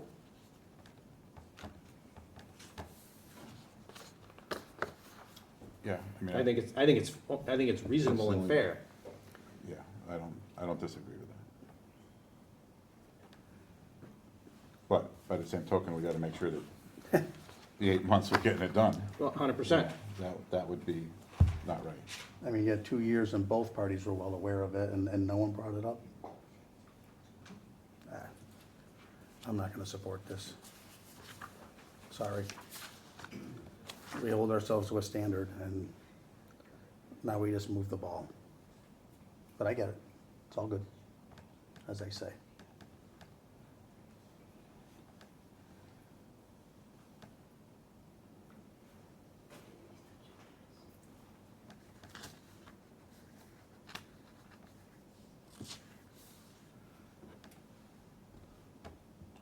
Make a motion to extend it 1 year. Subject to negotiation, and then Evaluation. we would be committed to doing that review. Correct. Can I say something? Absolutely. I've been reviewed many times.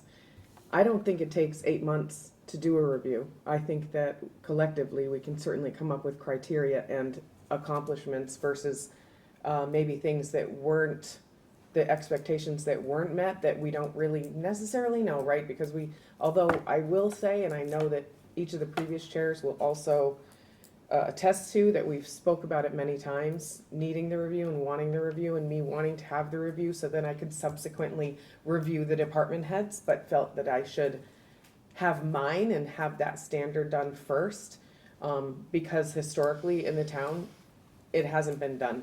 So, that's definitely something that should be done. It's not a giant task or ask. It should be very transparent, and everybody should know what their town administrator is doing, and the things that we're accomplishing collectively. So I don't necessarily think it takes 8 months. I don't think that we would have to wait that long.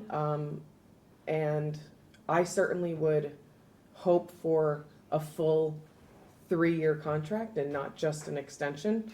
Of course, that I'm just letting you all know my opinion, but I think that this could be done certainly sooner than within 8 to 12 months. And then we could talk about, whether or not we go on another year or another 3 years or not at all. So are you saying not to extend it?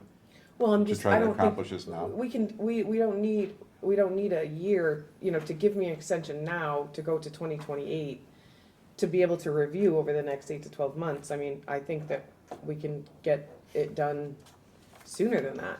If you prefer to have an extension and when we take our time and do it very methodically and get it done within 12 months to then have that other year, that's entirely up to you. I just wanted to give you my opinion.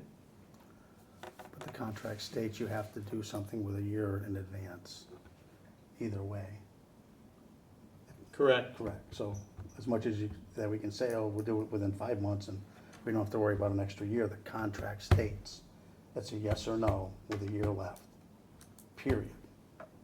It does state that. Right, and that was not done by June 17th of this year. Correct. It wasn't July 1, it Right, was so June now, 17th. so it'll be whatever date you decide on a year in advance. It doesn't, you know what I mean? So if it's. So to give you the extension gives you the opportunity to not renew my contract within that year, Whichever it because you says, missed it. you have a year's date to do it, so the date gets backed up, right? So we didn't do it on that date, so if we did it today and didn't give you a year extension, you still have a year, correct? We have until June 30th, 2027 at this moment. The way I read it, it would just continue on from the date you decided, so I'm not reading that correctly. The only reason that part for the extension was in the event we were working on, and I'll find it because I know that was part of my ask, was that if we were working on negotiations and not completed yet, then it would extend on with that other 3% or whatever it was into the following year while we were negotiating. That was the spirit of that portion. I'll find it here.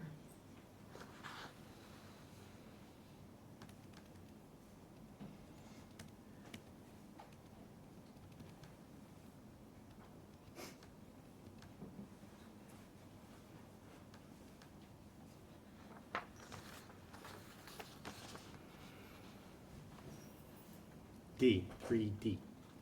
Three.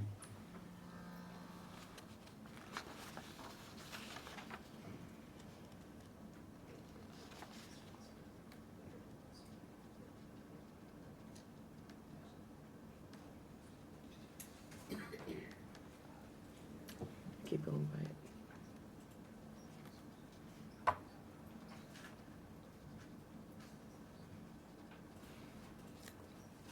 Yep.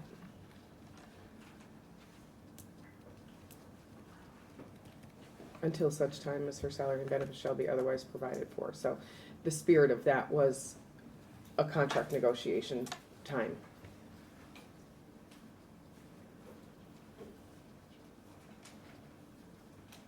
So I guess I'm confused now, Yeah, because, As am I.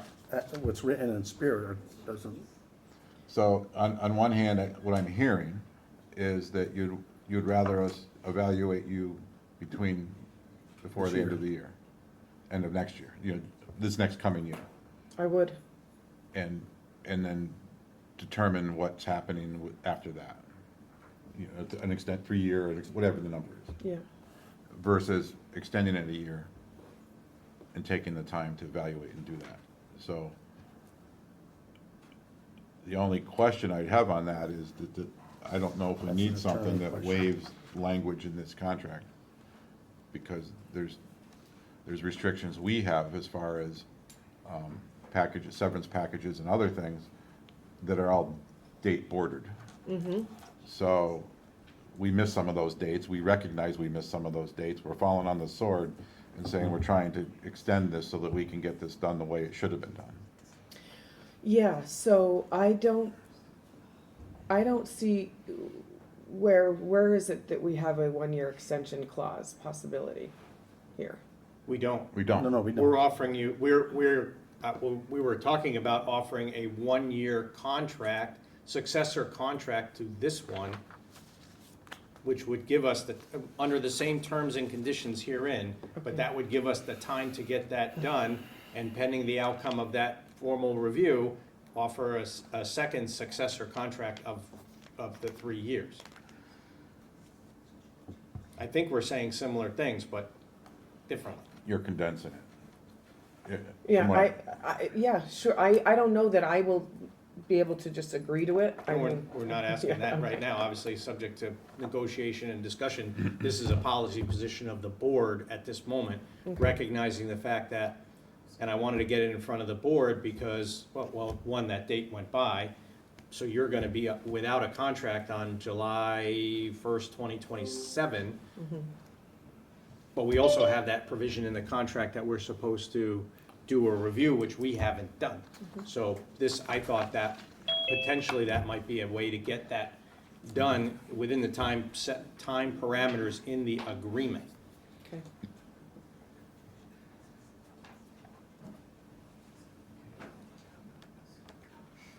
So I would entertain that. Do you want to add more? Well, I would entertain that motion. We could decide to vote on that, and then we can talk further and come back to the board with a different position, or B, negotiate that contract, bring it back to the board for a vote. And or we can, if you want to have a further discussion offline, we could certainly do that. Okay, So I'll make the motion, we extend the contract for 1 year. We're going to offer a 1-year contract. I don't think it's an Okay. extension. This contract's really not extendable as I see it, right? Do you agree? I don't see an extension, other than in the event we are actively negotiating, and that's literally the language that I had requested because of that. If we are actively negotiating, then the salary would commence Okay. appropriately. So why don't you put that motion forward and we'll vote on it. We'll talk to Kim and. As a Kim 1-year and contract? Mrs. Yes. All right. And then figure it out and we'll come right back to the board if anything does change. All right. So I propose that we offer a 1-year contract to further negotiations. And based on Kim's, the attorneys, Yep. selection would be to July of 28. Correct.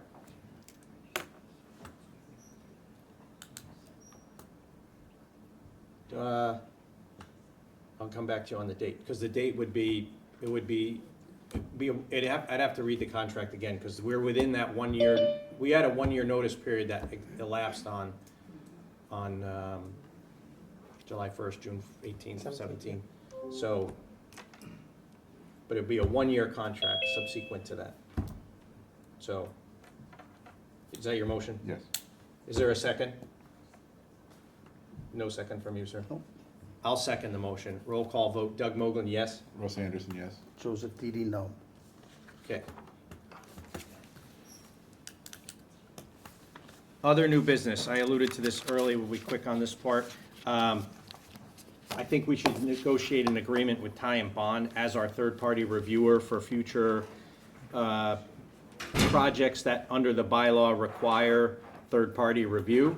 That would give the planning board and the town flexibility and more responsiveness to the public and applicants in going for third-party review instead of having to wait for this board to have to meet to vote to approve a project that the applicant is already putting funds on escrow with the town, so this is not town dollars being expended. This would kind of be just a blanket contract that we could put in place, and then they could just do a scope of service for each particular project for dollars that they've already met and agreed to do the work for. If that's okay, I'd like to put that on the CAO's desk to work on getting that done along with Alvin. And then the other new business is to just kind of go over and announce that we are having the police department, fire department, the sheriff, dispatch, I'm sure I'm missing some, is having a public safety day. Let me make sure I'm missing something. There you No? Did I miss anybody? I don't want to miss anybody. go. No, Granville Police Department, Tallinn Police Department, the Massachusetts State Police Air Wing, and Interstate Towing. That's if you park badly at that event. Just kidding, July 30th, 2026, 5 to 9 p.m. at the Southwick Regional Softball Fields. So, Chief, where's the parking? So there's a couple changes in there, actually. The air wing will not be out. We're actually gonna have light flight there instead. believe Storm, sorry, there's a difference. Thank you. Red Cross is gonna be there as well, a couple other additions. It's gonna be actually behind the superintendent's office, in that little straightaway. Yep. Between the fields and the track. And hang on one second. Mrs. LeBlanc, are you still on tonight? Or can anyone online hear Chief Banish from the back? She is. Oh, she is here. Can you hear Chief Banish okay? Now we can't hear you. All right, well, so it's behind the superintendent's office on the school complex there, so there'll be parking on Feeding Hills Road and on Powder Mill Road in those parking lots on both sides there. Woodland School as well. Sorry? Woodland School as well. And Woodland School. So 5 to 9 p.m., Thursday, July 30th, 2026. Okay. I propose that we carry item A to the next meeting, seeing it's already 7:30 and folks have been here a while. I want to get to item B. So item B is vehicle surveillance cameras. I'm going to open the floor up for questions and comments and if we could have the police chief and Sergeant Westcott join us up front here, please, so that we can be heard. I just want to go into a little procedural background because there's social media is a heck of a thing. There was a lot of I don't spend a lot of time on social media, but I did get some phone calls and some commentary back and forth. And we're going to go into as much detail as anybody would like to hear, or any questions that you may have, we're going to take public comment. But I do want to draw your attention to a couple of things that transpired that required active participation by the citizens of the town of Southwick and the select board. So at every annual town meeting, there are 5 or 6 warrant articles at the top of the warrant that we vote on. Okay, item 1 is usually the election warrant, which is for the election that was held the week prior to town meeting. Okay, and then there's Article 2, which has the board is allowed to appoint minor officers, so on and so forth. Item 3, 4, and Article 5 allows, by vote of town meeting, transfers the authority for the select board to apply for and accept grants, to see if the town will vote to authorize the select board to apply for and accept any and all grants from private entities, the federal government, or the Commonwealth of Massachusetts for the purposes for which said grants are authorized, or to take any other action relative thereon.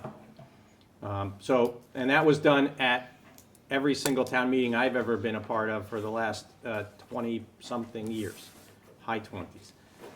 And then on, Mrs. LaMarche pointed out, on November 3rd, 2025, on an agenda item and in open session of the select board, a motion was made by myself to approve a $29,932,000 award to the Southwick Police Department, and it's seconded by Mr. Anderson, and a unanimous vote, Diane Gale, yes, Doug Moglen, yes, Russ Anderson, yes, to accept that grant. So that's how we got where we are, right? And so just procedurally, that's where we are. So with that being said, I wanted to give the police department an opportunity to kind of explain what the equipment that we have. We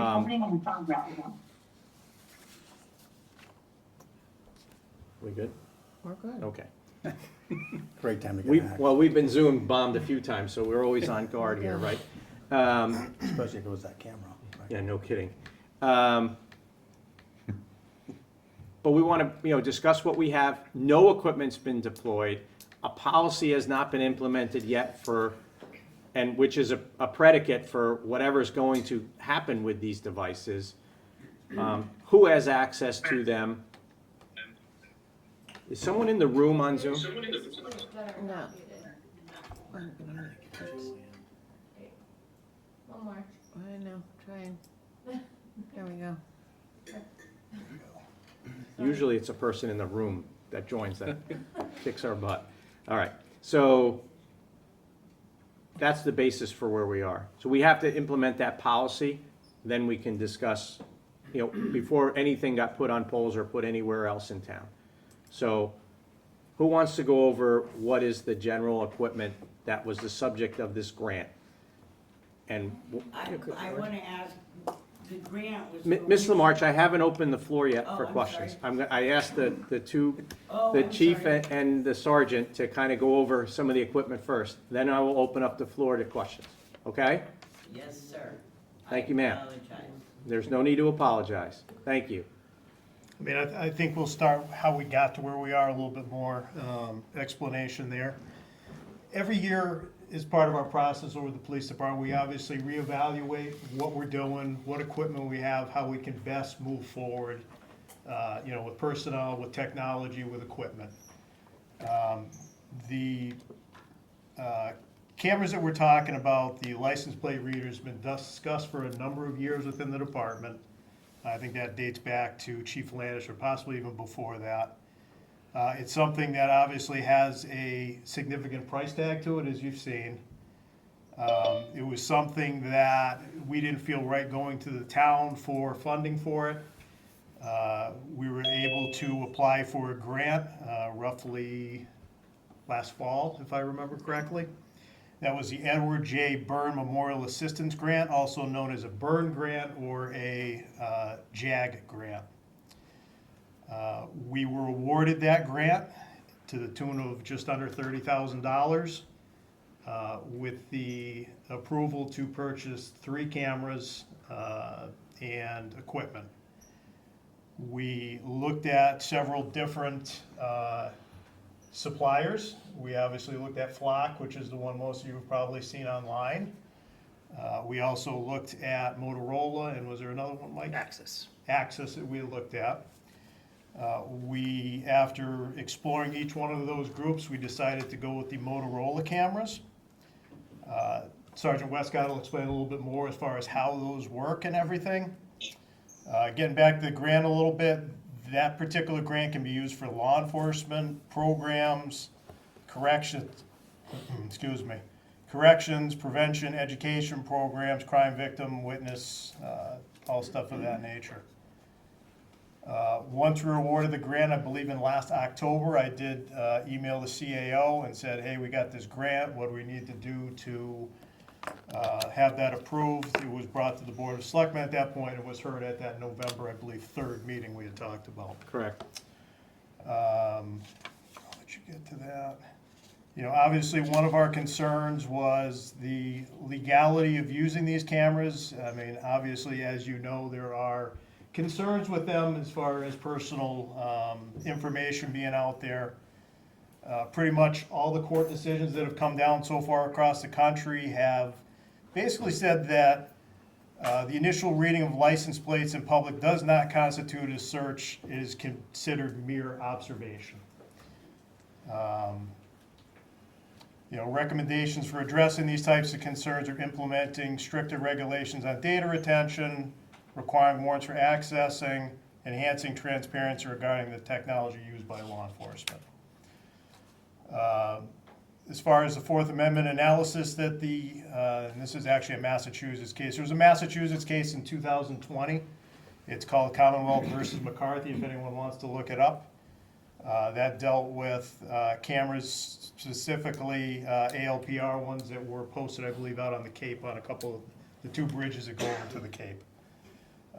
They looked at the Fourth Amendment analysis, the duration of the surveillance, the surreptitiousness, and the categories of information that were collected.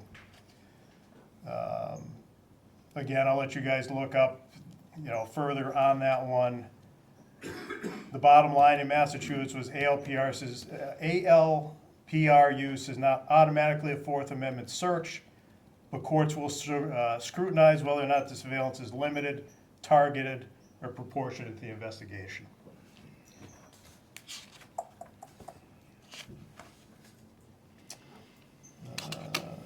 And the bottom line again is, under the current case law, fixed location ALPRs, which is what we'd be using here,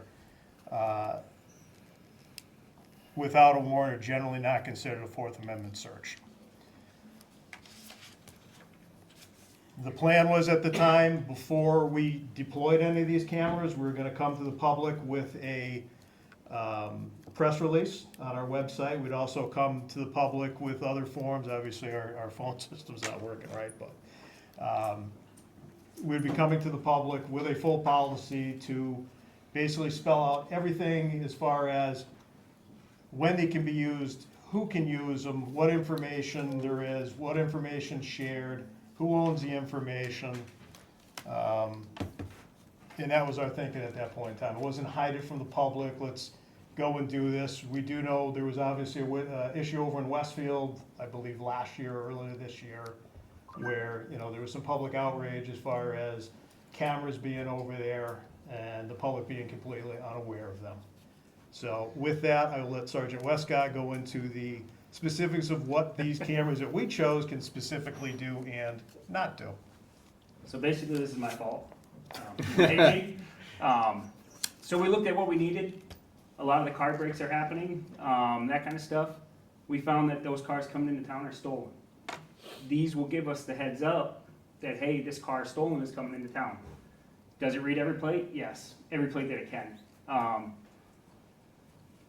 So the three different people that we looked at, Flock, Motorola, and Axis. Motorola gave us the most secure. We own the data, we own the cameras. We can delete the data whenever we want. It's set to automatically delete in 60 days. We can reduce that, we can expand it. So that's why we went with them. Other companies have problems. Axis would be a good choice, but they're in their trial phases. So maybe if we go with Axis with security system in town, then we switch over to Axis. Now all the data comes directly to us. Right now it goes to the cloud. Motorola cannot access it. We have to call them. If there's an issue or we want them to look at something, we can call them and say, hey, can you look at this? Other than that, they can't get to the data. It's ours. Dual authentication. Yeah, there's dual authentication. We know who logs in. We know when. We know what they run. For us to even search it, we have to have a case number, a reason, and it's got to be approved. So we can't just have, you know, anybody on the street can log in and say, hey, I want to know where my girlfriend's been every week. They can't do it. It's highly restricted. It's protected information. Most of it comes from the Commonwealth, and that data is highly restrictive. So they can't just, I can't run a plate for you and then give you the info. The policy is going to state up to including termination for violating the policy. So we are trying to keep it very secure and very regulated the best we can. We just don't have the manpower to monitor every street all the time. If there's two of us on the road, it's mere luck if we run into these people coming into town, breaking into cars or doing whatever else. So that's what we did. Literally, you get a picture of the vehicle and the license plate. It's one still image of the vehicle, either coming or going. That's all we get.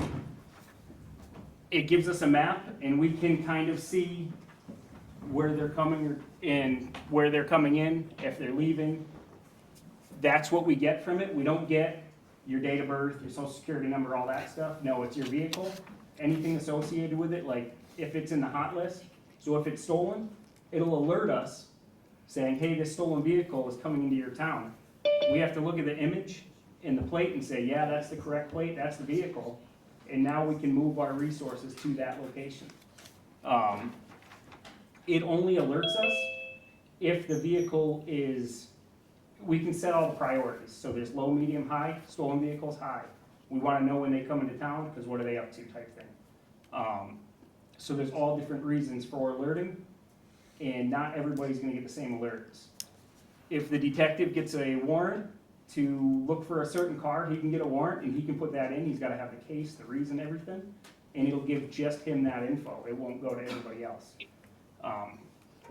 So we're trying to regulate it. We're trying to make it a good tool for us, and it's just a tool. We don't want it to be, hey, we saw this car, let's go harass them. We want it to be, hey, you got your dirt bike stolen last night.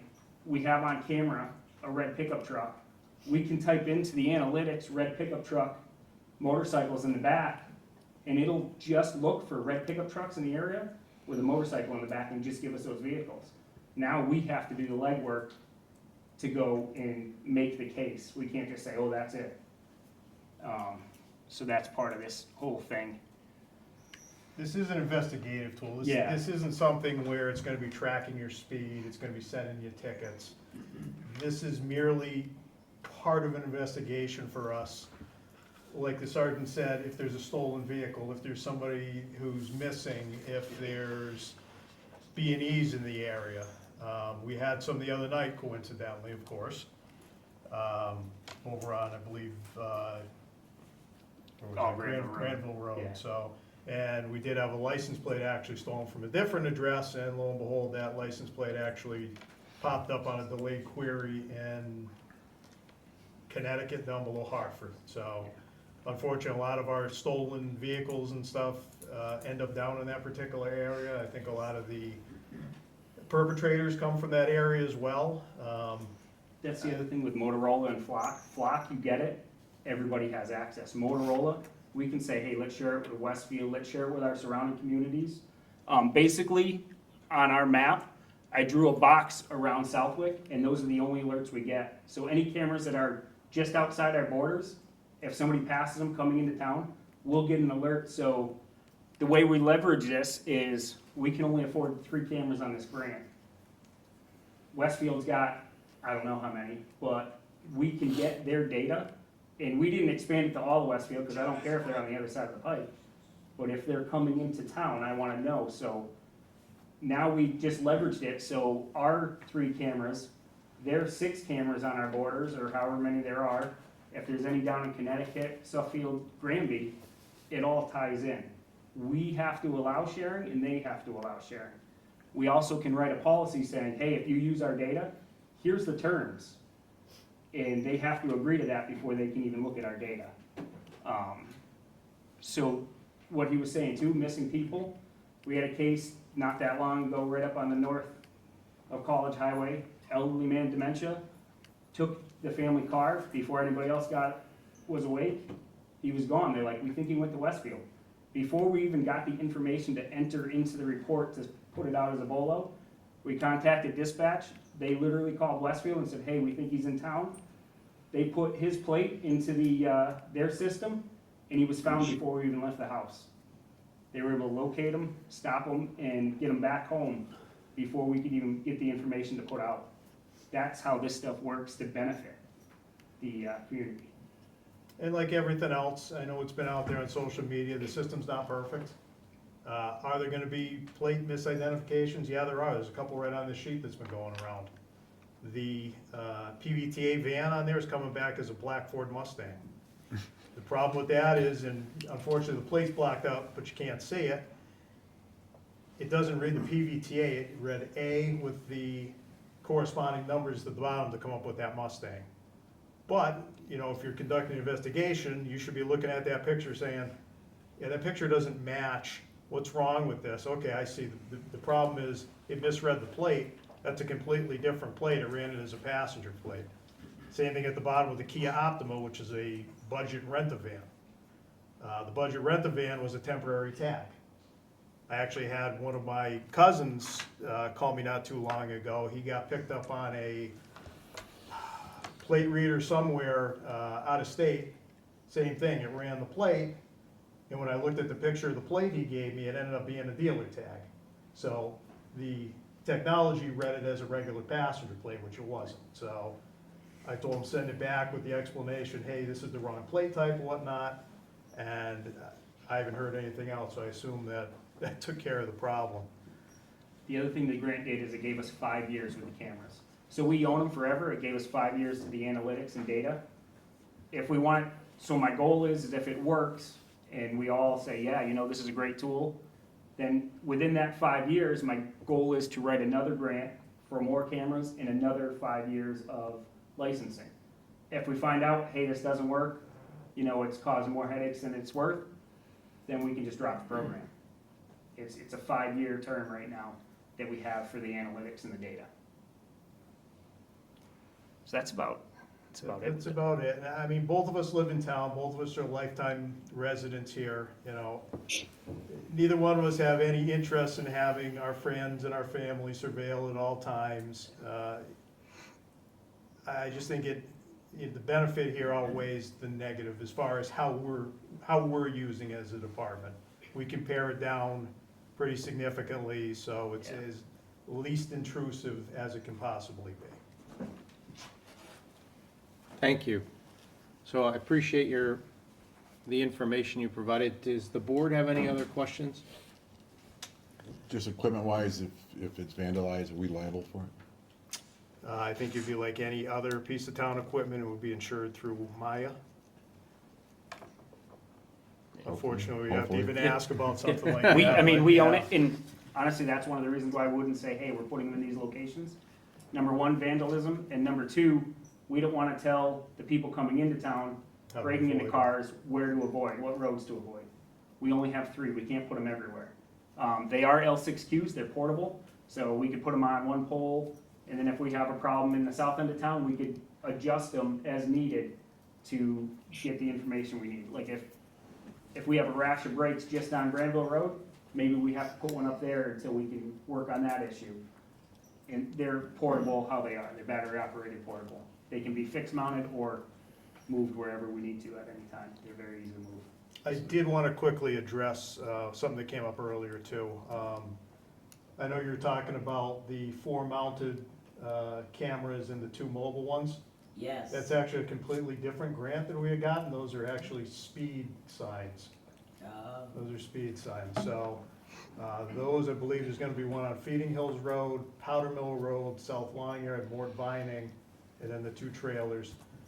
Those basically track speeds. They don't record any cars, they don't send you tickets, anything like that. There is information sharing that was part of the grant we got them on. We have to provide speed, Traffic count, wasn't it? traffic counts basically, that, you know, X amount of cars went through, the average speed was this, the high speed was that, the low speed was that. So that information goes out, there's no plates, there's no, What is the purpose of gathering that? So here's a good purpose for it. So we get complaints all the time of speeders on the street. We have 2 or 3 people on the road, maybe 4 if we're lucky. So if you write in a complaint, hey, there's speeders on Depot Court or Depot Street, wherever, you write a complaint, we station an officer there every shift for a week or however long we determine. Now, if we can put one of these signs there and get analytics and say, hey, you know, the most traffic, the most speeders are between 6 and 7. Now, instead of tying a guy up for an hour at a time and only having one guy on the street, we can put him in that area wherever for the time that it's actually affected and really maximize our use of the personnel. Thank you. Chief, and the 30,000-ish for 5 years, that includes the cameras, subscriptions, the service? Service, everything, yeah, everything. carte blanche? The only thing it doesn't include is the mobile. It's a data plan. Oh, like a cell? Yeah, it's a service. cell service, and it's already included in our FirstNet contract. It's already there. That's the only thing we have to pay for is that. So at the end of 5 years, if you don't get the grant, Yep. what a commitment do we have to continue those? 0. there's no commitment to No continue. I mean, if you on wanted using to, let's it. say. If you wanted to, that would be, I assume. Probably technology's old after 5 years. Yeah. anyway, Yeah. but, So after 5 years, we would have to renew not even the equipment, we just have to renew the contract itself. And we can negotiate stuff. There was talk about, hey, if you renew after 5 years, we'll give you the updated stuff. But that would all have to be negotiated.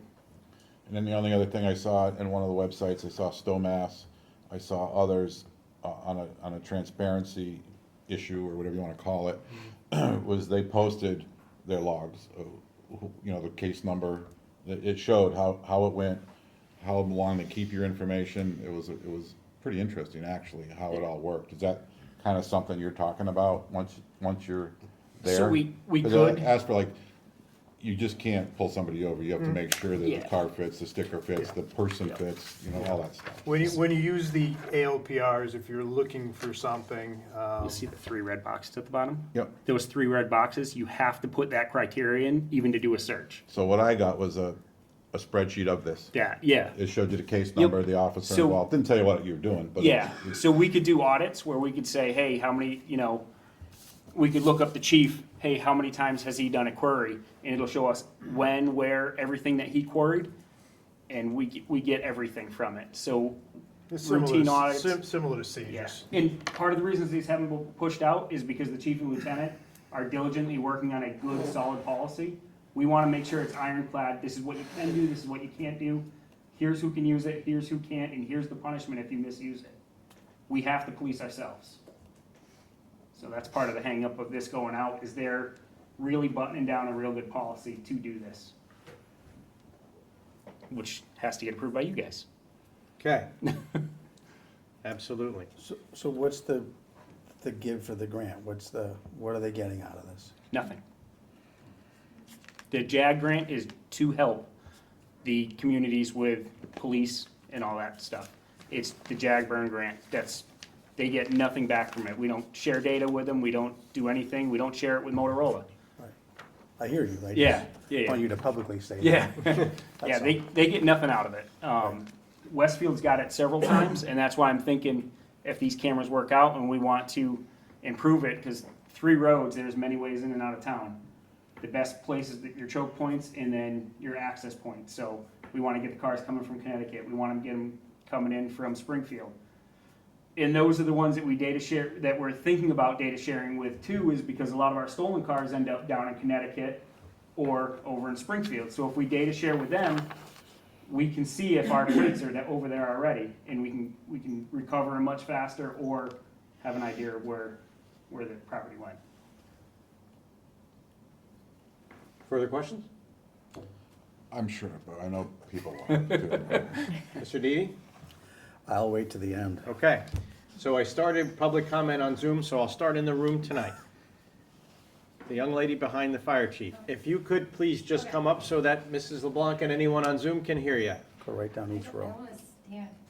You don't have to, I'll stand in the corner. I belong in the corner anyways. I'm a very loud It's my fault. person. We'll push back So if you want, it's don't like- worry. That's just how we are, basically telling people. My name is Rochelle Randall again. I didn't know that I have to say the thing. Thank you very much for your explanation. You cleared up a lot of my fears about this. So Motorola, I don't necessarily, because I had inquired about who was gonna be the producer of these cameras, and I didn't get an answer, but now I do have one and I'm gonna investigate on my own.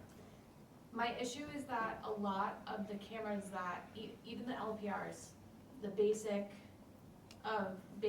cameras, in their contracts, very sneakily, there's something added for signal trace. Do you know about that company? No, I can look into it. I heard it going around Yeah. a little bit, yeah. So signal trace is an additive. It's a device that they commonly put it on, depending on what's in your contract. I don't know about Motorola. I know that they were doing it to flock cameras and another company Yes. that had LPRs. Is this the one that does That's the other one that reads Bluetooth the type devices? electronics, And and then okay. they collect Yeah. data on who you're with, and, and they trace your whereabouts. It's something that actually the NRA has raised a flag about because it goes against. I mean, that definitely sounds like a Fourth Amendment violation to me. So, I'm sure several that is as my well. concern, as well as my husband's. Mhm. And then also, just you say data sharing, when you say that, it raises a red flag, so I just want clarification. There is nothing in your contract that you're sharing data with the company? Correct. Okay, There's no data sharing would be us to Westfield, us to Springfield, us to another agency, police agency, that needs the info. And they would get what that picture is. They would get a picture of the car and the location. okay. It's basically the same thing that was going around. Yeah. That same picture. Yeah, because even with the LPRs, there's been people that have gotten tagged for things that they Yep. did not commit. Yes. But I'm And- glad that you guys and- reiterated that you would be doing And I actual would say, policing with. yeah, and I would say that's what was the problem, is they just Yeah. looked at a picture and said, Yeah. hey, there's our suspect, let's just go after him. Yeah. No, we have to investigate, we have to do more than just a picture to, Which makes me to hold appreciate up. you guys a lot. yeah. And then I had there's some other ones. Okay, so access to data, that's just them, and that's part of your contract for the 5 years. And then Yes. what is the additional cost of the mobile? So it's like a data plan. So they're all wireless devices. So it's just a data plan so that we get the So information it's back. like, what, $80 a month or something? I don't even think it's that for us. We get a big discount because we have so much stuff on there, like all the cell phones and everything else for the town. I can't tell you what it is, but it's through FirstNet, through AT&T, so, It's a SIM card for the camera. yeah. Yeah. Yep. I'm just sure that these questions are gonna come No, up. so I'm 100%, asking. just making sure we answer them So that to your I'm satisfaction. the best. And then, okay, deletes in 60 days, and you said the error rate still is pretty prominent, but that, again. I don't know how policing prominent comes it into is. That was just 3 I pulled up real Yeah. quick. I don't know. I'm sure that we could actually get a rep here from Motorola and have him talk, and he could give you all the numbers and everything else. We'd hope to do that tonight, but unfortunately, we Yeah. couldn't get Yeah, there. so, but the thing is it's on us to verify the data. So it's just saying, hey, here's a hit of a possibility, we have to look at the vehicle, look at the plate, and say, yes, that's really that plate on that car, or no, the camera got it wrong, the vehicle's different, the plate's different, or maybe it is the correct plate it's reading, and the vehicle's different because it's on a stolen car. They commonly will take plates and just put them on here and there, so that mismatch could give us a clue, hey, something's up here, that plate doesn't belong on that car, Okay. let's go towards that area. Yeah, there was just an instance, I forget in what state, where the guy kept getting pulled over because of his plate. Yeah, and so- it was like every single day. And there's That's registry, something. yeah, there's registry problems too, where we'll run a plate and it'll say, no insurance, we pull him over and he's like, look, I got everything right here. 9 times out of 10, our guys will be like, hey, you can't drive it, I can't let you drive because you don't have insurance according to the registry, just get it taken care of. You're not gonna get a ticket, you're gonna get a, hey, heads up, you gotta get this corrected. Okay. So there are registry errors, we do know that, and our guys are very good with working with that and working with the citizens of the town. And it's absolutely gonna be deleted. Yeah, oh, yeah. In 60 It's days. 60 days, it's automatic, it just deletes. The only thing that holds longer right now, and we can change that, is hit confirmations. So, and the reason why those hold longer is because we want to be able to audit it. We don't want all the data gone and say, hey, you know, the chief made 30 requests on this plate, but we can't see what it is because it got deleted. So we hold those for, right now it's set for 1 year, but that's only for a confirmed hit on one of those situations where maybe it's a long investigation for a drug case or anything else. That retention time has to be a little longer, but just regular data that it generates, we don't want it. We don't want every time I drove to Mrs. Murphy's today. So after 60 days, it's gone. Alright, and, I would No. really like for you guys to look in the contract to see if signal trace Absolutely. is added in at all. Cause that is very sneaky, like people have Yeah. gotten just basic camera and then all of a sudden that's Yeah. added, it's a small device. I that did, you can mount it. I did talk to the rep today, and he said the data goes nowhere else but to us. Yeah. But I'll definitely check on that. Yeah, cause that's like Directly. a company that a lot of these surveillance cameras are working with. The what? Leonardo, it's a separate company, they're a competitor. They're What's working, happening is they're canceling, Jason Perone won Noble Sea Crossing. So what's happening is a lot of these companies are now canceling. Leonardo is coming in, trying to take it. Signal Trace is built in, and they're trying to sell that. I looked at their website and it's a device that they add on to the cameras. They Yes, say it on their website. they can add it on, but not, they can work with Flock, but it would have to be worked into their contract. That's the company that they seem to be working with a lot. But Yeah, they're- but- They're saying like after the fact that they do go in. Yeah, and the thing that we Companies didn't didn't go know with that Flock they is did. because a lot of these problems were Flock generated. And just a quick point. Normally, the discussion is to the board or the folks up here. Mr. Perone is eminently qualified due to prior experience, both on this board and as a police officer for the city to the north. So hence why You can say we it gave now, him I'm wide, retired, Westfield. retired police officer from the city of Westfield, hence the wide latitude. But if you could keep the discussion I between the board. apologize. No, it's absolutely okay. Are you good? Those are my questions. Thank you so much for clarifying. Okay, was there anyone else in the first row? Because I missed the first row entirely. All right, then we'll go to the second row. You answered all my Mrs. Lally, So Beth Lawley, 352 North Loomis. would you mind coming up a little bit just so that the Sure. folks on Zoom and the recording can hear you? Sure. Thank you. My first question is, what would the annual cost be if you didn't get any grants? So after 5 years come, if you're only keeping the 3 cameras, because then that's gonna come down to the taxpayers, what would that be? I honestly can't give you an exact number. I think it's around $5,000 just for the subscription. Okay, But okay, I don't really know. It was all written into the grant, Okay. And then second, Southwick has a small police department. I've personally experienced situations where repeated emergency calls involving domestic violence in my neighborhood could not always receive the immediate and all the attention needed. Has the department evaluated whether the system is going to be generating extra workload on an already, small staff? And then how would, tips that come through there take precedence over, calls that come in? There's no continuous monitoring, Yeah. so it's only gonna pop up when something goes through and it flags as a high, medium, or low, Alert. thank you. Where does it alert you? At dispatch or on your laptops in the cruiser, or how do you get an Anybody alert? who's logged in. So we're gonna install it on the lap MDTs, Mhm. but if they don't log in, then they don't get the alerts.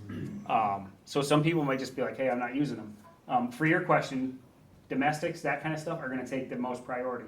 This should help us, this is more of a tool to help us put the resources where they're needed. So if we don't have anything going on and we got a stolen car coming into town, hey, let's roll that way instead of being south or wherever, we can kind of direct the people where they need to go. So it's just another tool. I mean, potentially life-threatening calls are gonna get precedent over some motor vehicle thing, Well, that- unless there's Yeah. murder on the loose or something, but even then, we've gotta deal with the pressing matters in Yeah. our own community first. Did they give you like any idea, like with our town size and stuff, like how many like tips or like hits, like you might want to, and I know every Yeah. day is gonna be different, but Yeah. any kind of estimate about what that would bring? So they didn't give us an estimate. There are analytics on the screen and it'll show us like, hey, Saturday nights you have all these hits, Monday mornings you don't. So there is analytics that it gives us. We just don't know. It could be 20 hits one day and 0 hits the next. We'd have to just weed through it. Okay, I think my last question would be is, I know that you said if you feel this is something that's working, you'd apply for like another grant. Yep. What would the metrics be to say if this is working, if it's something that is good, like, either like how many, like what would you look at for metrics to determine if it's something? If we can locate missing endangered people, if we can possibly save a life with it, then it's working.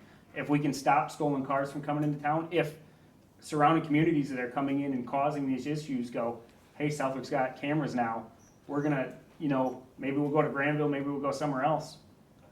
It's kind of a hard target to hit. It's a hard set of numbers to do, but, it's already worked, I think twice with just missing people. And that's just using Westfield's cameras. And the only way we can use those is with the software sharing in the program with Westfield that we have. Okay. Thank you. Thank you. Anyone else in this, anyone else in the second row? Anyone in the second row? Just kidding. Mrs. Lamarche. I have 12 questions, and they've already been answered. And I came in very antagonistic because I felt violated. But you guys have eased my conscience a little. I'm glad we've had this I talk. feel less violated and more safe. That's why My 12 questions have already been and listen, and I'm gonna come right to the rest of the second row and the third row, but look, that's why we have this meeting, and I was on the phone with a news reporter as I was driving to the airport on Friday, and I said, listen, come to the select board meeting. We have public comment at the beginning or during any select board meeting. That's why we're here. And my email's on the website. Most of the people in the room that I know already have my cell phone. Don't hesitate to text or call me or email me. Email the CAO or any of my other compatriots up here on the select board. Because open and honest discussion is the best way. And the social media and some of the keyboard warriors, it perpetuates on itself, and all of a sudden it becomes a real thing, when maybe it is, maybe it's not, but we'd love to have the discussion. So, I appreciate anyone who's joined on Zoom or has been here in person to have a discussion. And like I said at the beginning of the meeting, Mrs. LeBlanc's question and this young lady's question is also good. We're gonna bring that up for how we structure our meetings. But it's always been my opinion or the way I run a meeting is to kind of have an open dialogue when we can, just for this kind of reason, right? Because I think we answer, and we're going to get to everybody, don't get me wrong.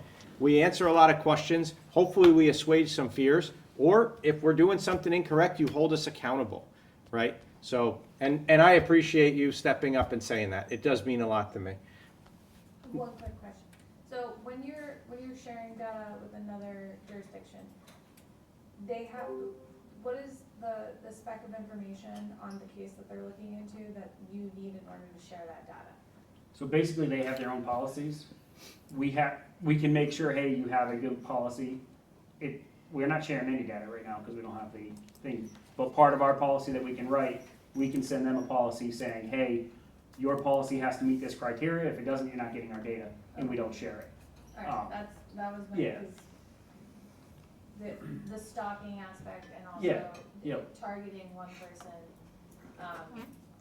also came to mind, and I forgot when I was up Yeah, there. to no ask worries. that. It would need to be something they actually have an investigation open on. It's Yeah. not just gonna be, hey, I wanna know where Mike Westcott, how many Like, times even you though went they're out of part town of in the last another week. Police department. For And they're another just police like, hey, department. you have this. Yeah, and that can be written up in our policy to share, where they have to go through it and acknowledge it and say, okay, yes, we're gonna follow these guidelines. Perfect, thank you. And we can add it and take it away at any time. Okay. Anyone else in the second row? Third row? Fourth, oh, there you go. David? David Matthew, Elko Road. Sure. How are you? I'd like to express my opposition to the cameras. Sergeant, I appreciate what you said. There's no doubt in my mind that this would be a good tool for the police. My problem with the policies is that policies change. Someday there'll be 3 different selectmen here and a different chief and a different sergeant, and, you know, all bets are off. My concern also is that I just don't want to live in a town where I feel I'm under constant surveillance. I want to go to the stores that I want to go to. I want to go to the church that I want to go to. I want to visit, you know, I want to visit friends that I want to visit. And I don't want to feel like I'm being watched and that the data that captures my license plate today, but maybe my face through AI recognition tomorrow, and a dossier, as you said, of other information is going to be in somebody else's hands. And yeah, it can get deleted, but it also can get hacked, and it can get stored, and it can get shared. And like I said, when other people are in the seats that you're in today, all bets are off, and it's just another step towards what they do in China, where everybody is surveilled all the time. This is Southwick, where we're not that far away from the one-horse town that we were, and, you know, so it just doesn't feel like it's the hometown that I wanted to build a family and grow a family here, and, you know, only honk my horn when I want to say hi to my neighbor. I don't need the surveillance, I don't need, and believe me, my car was stolen out of my driveway in Southwick. I know it would be a good tool for you, but I'll just take my chances on that and, you know, feel like I can live in a nice, peaceful area without being watched by Big Brother. Thank you. I agree.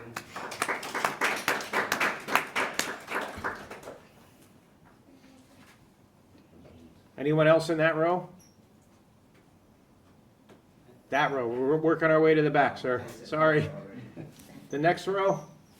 I think I'm up to the 4th or the 5th. I know the gentleman in black shirt had a statement he wanted to read and present to the board. Here. Hmm? You sure? At least get the comfortable one. Thank you. Right there is good, so everyone can see and hear you.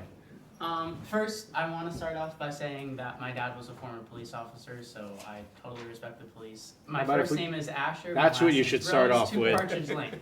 But yeah, so my dad was a former police officer. I totally respect police. I understand how this could be helpful in regards to finding their stolen vehicles, solving other crimes.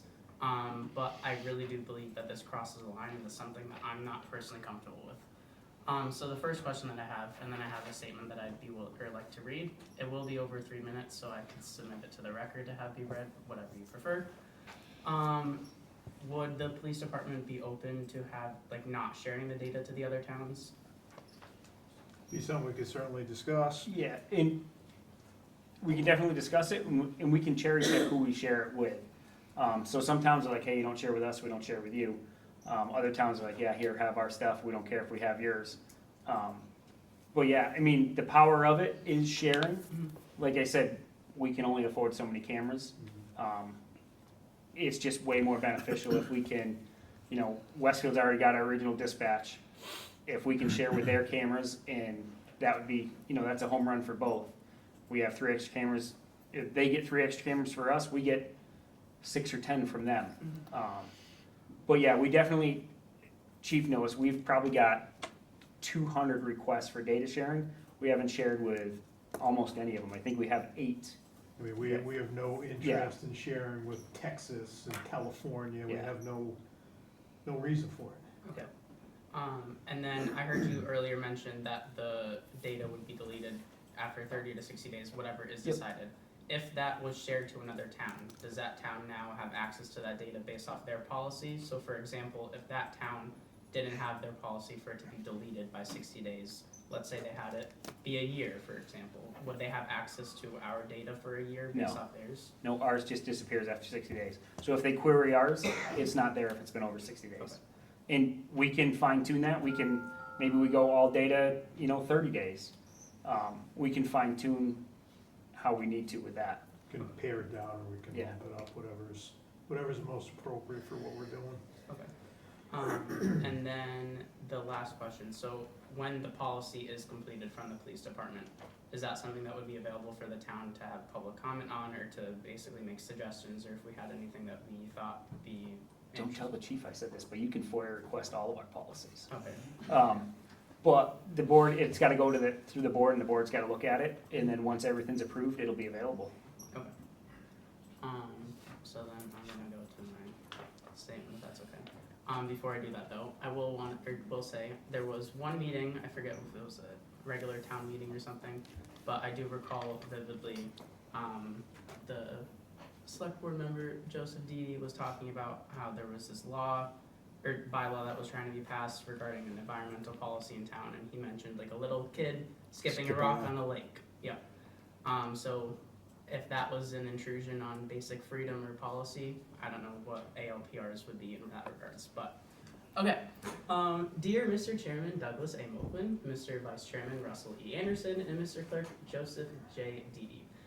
I write to the Select Board, a group of residents just like me from the small town of Southwick, Massachusetts, a place of doers and innovators, home to those like Amasa Holcomb, who was the very first individual in the United States of America to produce and sell telescopes commercially, and the great state of Congamon Lakes, which were a source of ice for industries in booming communities like New York City over 100 years ago, in profound opposition to the adoption of Motorola Solutions automatic license plate readers, or ALPRs, candidly called vehicle surveillance, in the agenda today.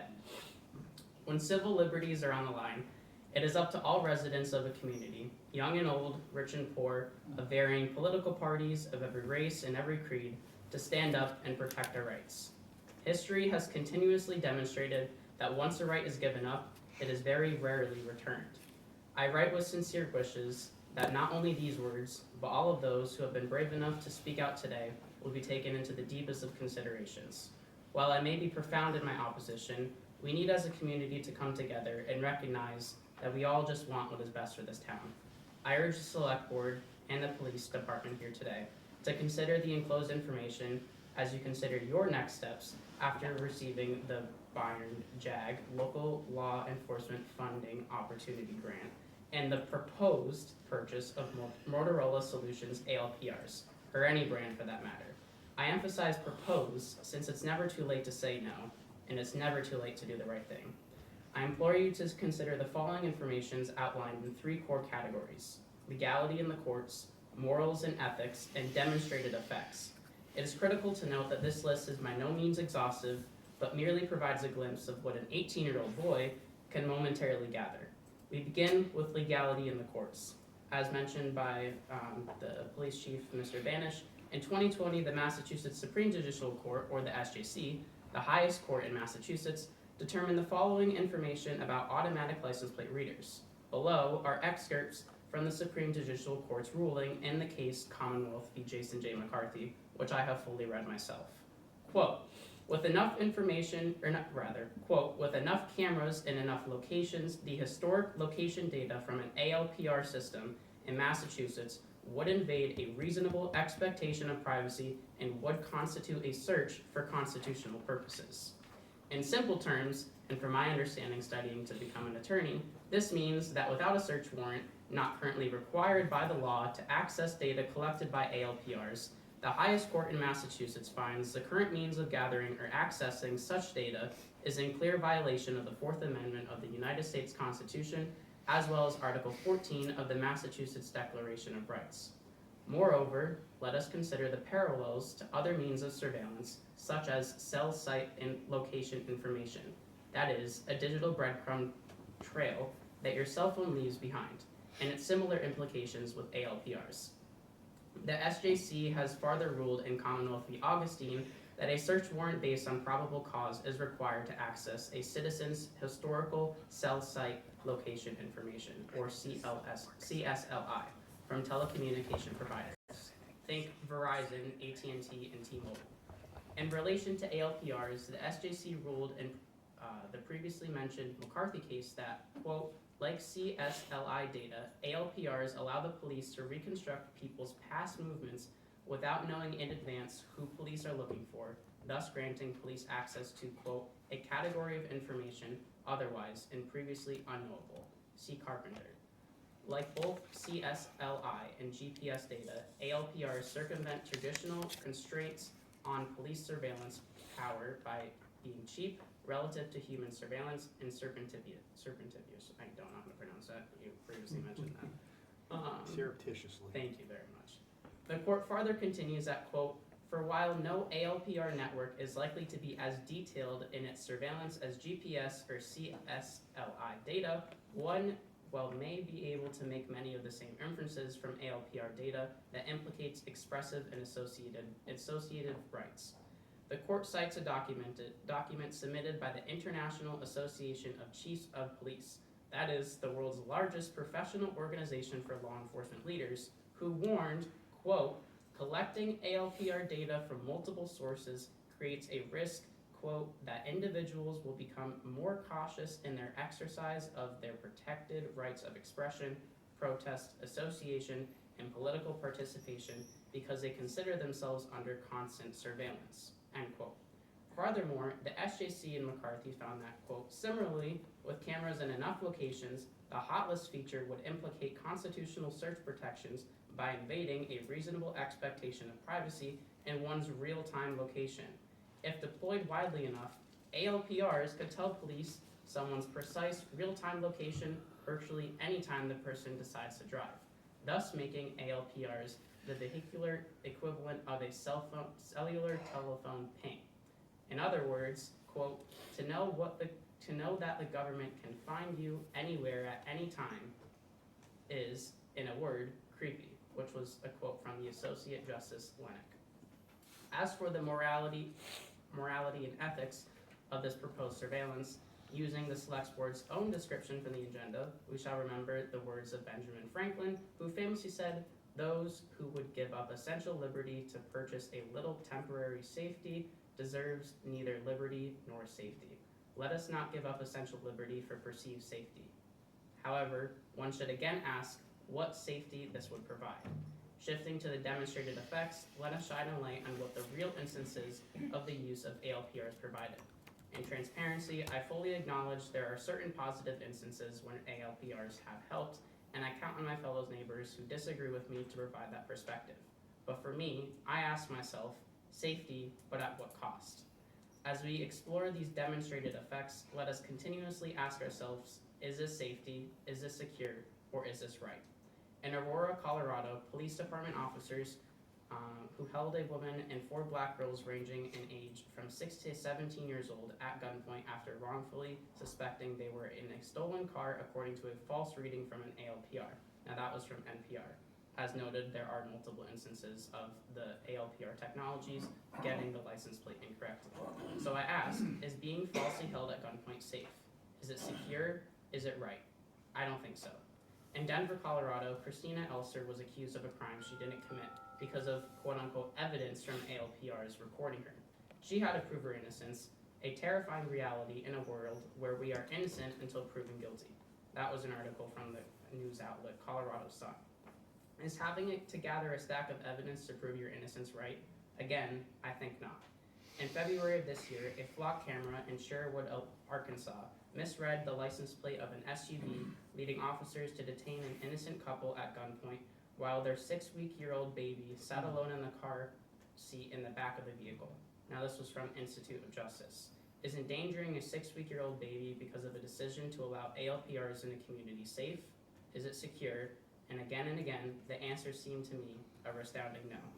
According to a New York Times article, a man had guns drawn on him and was wrongfully handcuffed in front of his home due to a false positive from a tainted ALPR database.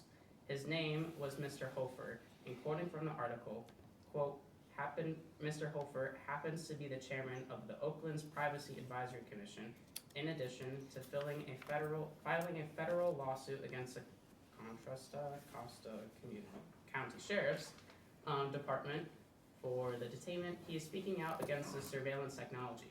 Quote, the error rate of this technology is incredibly alarming, he told me. If 1 in 10 innocent people end up stopped with a gun pulled on them, that is a lot of potential for abuse. Despite his role as a privacy advocate, Mr. Hofer isn't afraid of technological innovation. His main concern is preserving the right to be anonymous in public. Quote, if we allow law enforcement to rewind life and search through our every interaction, our relationship to public life is forever altered, end quote. He said, quote, and I simply don't understand the idea that if we use enough technology, we can achieve a 0% crime rate. I reject that because there's always going to be, I reject that because that's going to lead to extreme over-policing, end quote.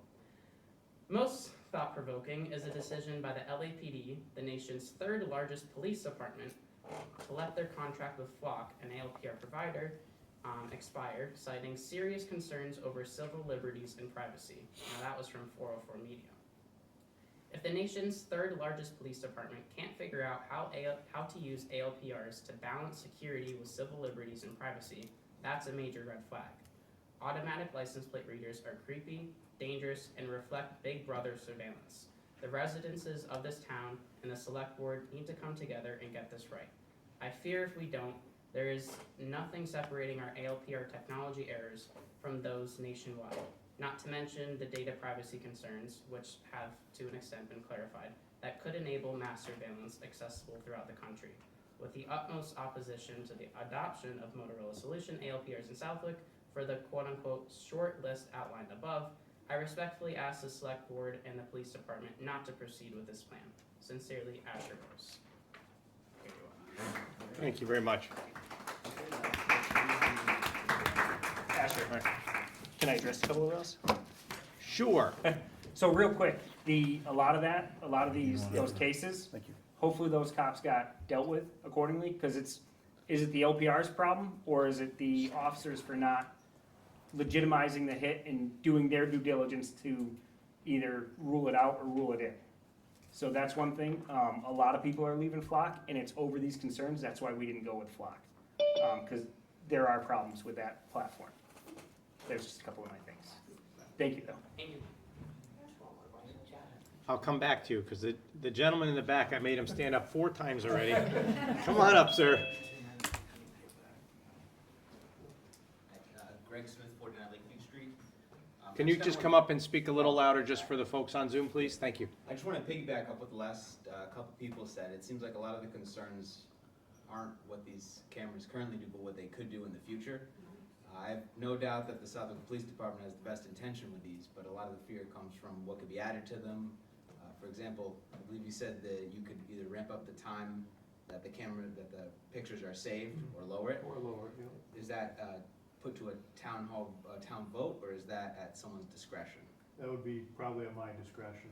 Okay. But it'll be written out in the policy too, so the Yeah. policy would have to be changed I just probably. can't, I'm just, well, and again, we get back into the, it might not be you in that chair, or me in that chair in a couple of years, it might be somebody else, Yeah. so. You That's- always want to memorialize that in at least a policy and procedure that would have to go through the select board and everything else.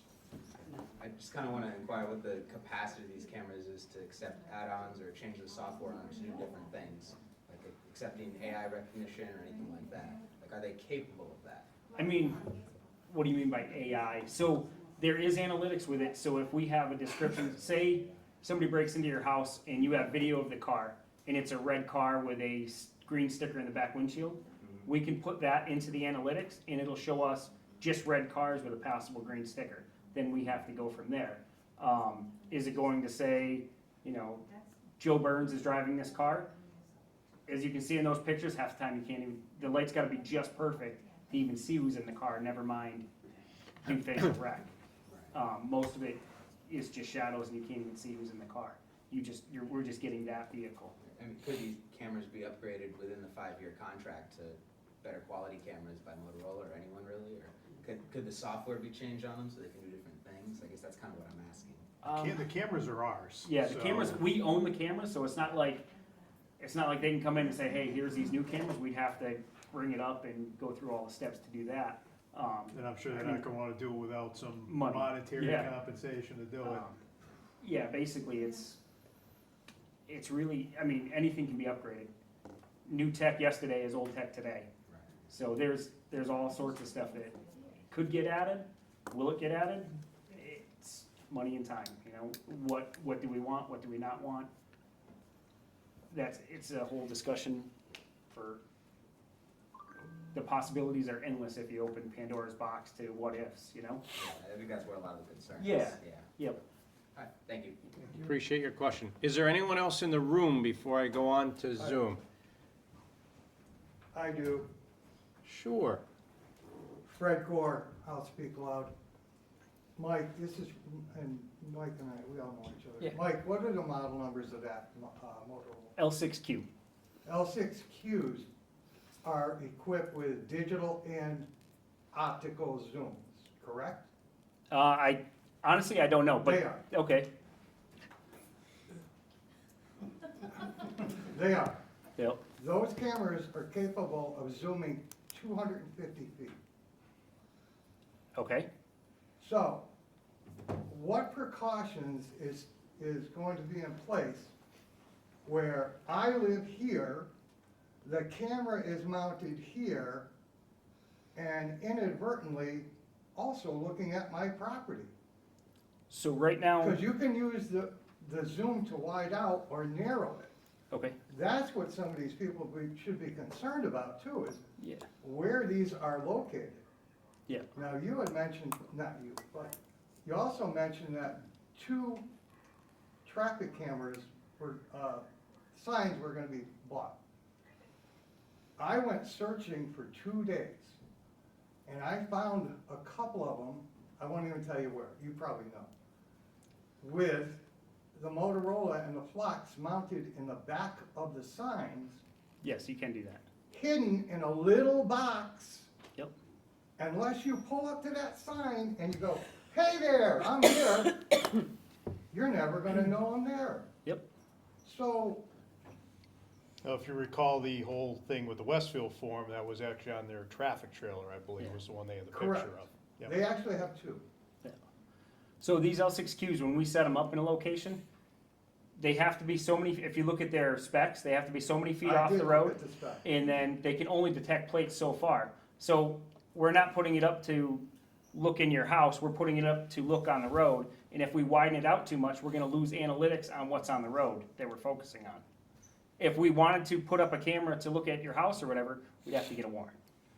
But I'm just saying, if the pattern is wide enough and inadvertently catching the house,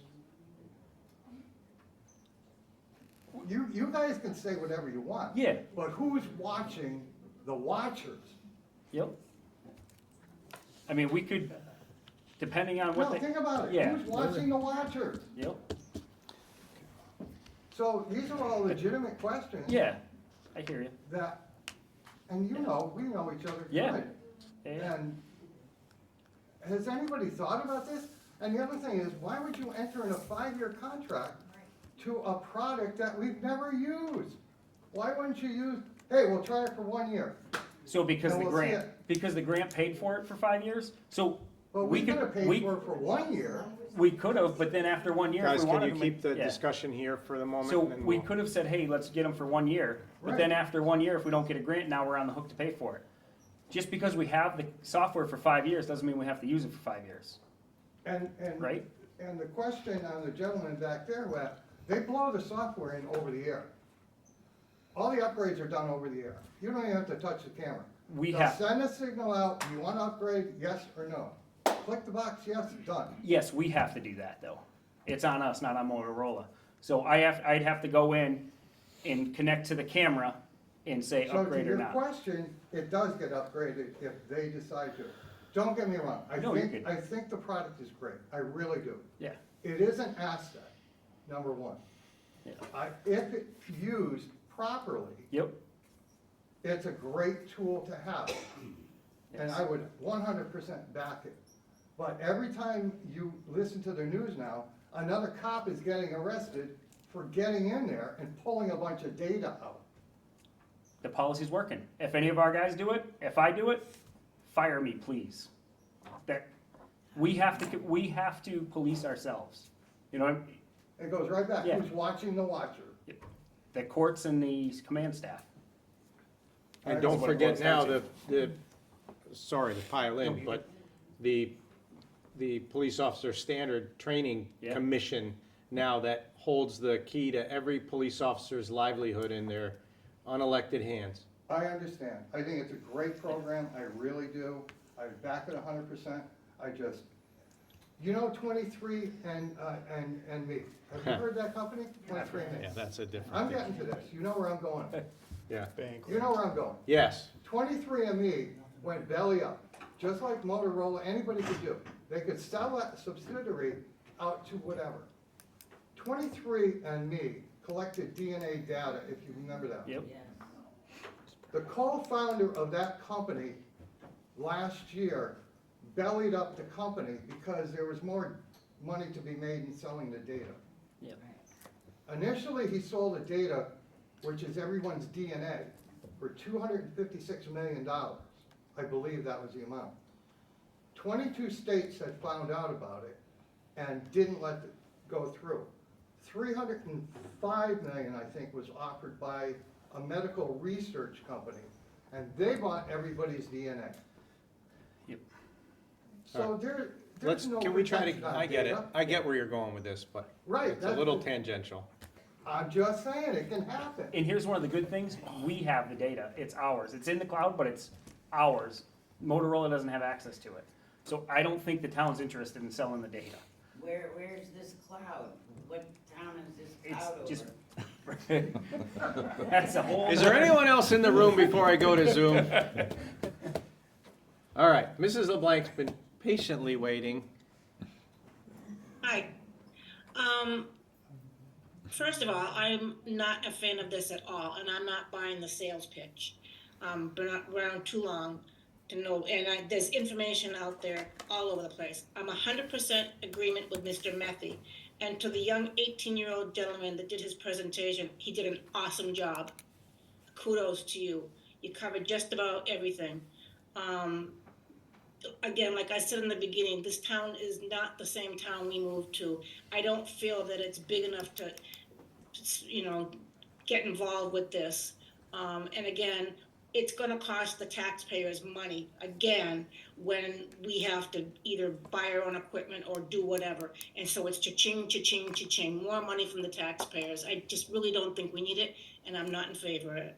So that's my 2 cents. Thank you very much. Is there anyone else on Zoom? There's a message here. I saw the message, but we've never read those in public because I don't know that I can authenticate them. So if that person would like to make a statement, they're more than welcome. Anyone else on Zoom? All right. Thank you very much. I appreciate your patience. And we're going to move on to our next item. Oh, I did promise you I'd come back, didn't I? I'm sorry. Will we be sharing it with any federal agencies? As of right now, no, we don't have any, we're not sharing with anybody. Yeah, it's something that would have to be part of our policy, and we'd have to look into it, like who, what, when, where. Okay. It's we, who do you have in your pocket, it's we? Nobody, the chief and these guys have to make a policy. So the policy's gonna dictate all of this. So, so we have no input, it's we, he's the we? It's a collective, I would say. So if you guys all decide that you're gonna talk to the FBI, then you just are going to go ahead and do that? I'll just weigh in here only because we've had police policy and procedure come in front of this board as an agenda item in open session. The book is like this. Do we have specific questions that we ask? Absolutely. Mr. Sergeant Westcott actually said you could FOIA request any and all of it if you want it, right? But we will carry that on a future agenda item, just like we're doing tonight, just like we did in November, right? To discuss a particular item, right? So, and you've seen. So can we just say no three-letter agencies sharing here That- and now? This is your elected select board. That's No what, three-letter agencies sharing we appreciate now, we please. appreciate your input.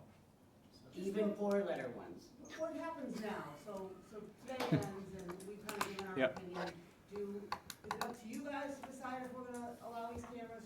It is. Or do we have to go get 200 signatures so there could be a town vote? What's next? Like, Honestly, I don't think that's, honestly, it's gonna be this board, right? And because that policy has to come back in front of this board for a vote. so just as, you know, a couple times during the time you guys have been talking, it's like, it hasn't been if, it's been when this happens, and it's happened, and it's been just, you know, just talk, or me being a little paranoid and reading into conflict. More than once, the words were when, Right. not if, when. So- So it just seems to me it's like, the decision's already kind of been made. I don't think so, but I will make this commitment to you as the chair, is when that policy is ready to come in front of the board, we will carry it as an agenda item, and we will take a vote up or down. If we don't have a policy, they can't do it. They've already said as much. So this board will be the gatekeeper of that policy, and therefore, I believe, the gatekeeper if we will have these devices or not, subject to that policy acceptance. So, and as chair, I will commit that I will carry that on a future agenda when that policy is ready, and I will run a meeting similar to this, where we allow this dialogue back and forth that we don't normally do. Okay, and is there a time limit on using this grant that you have to utilize and execute it? And, because when you first started, you talked about the grant being able to cover other things that would fall under the umbrella of police work or safety of the town.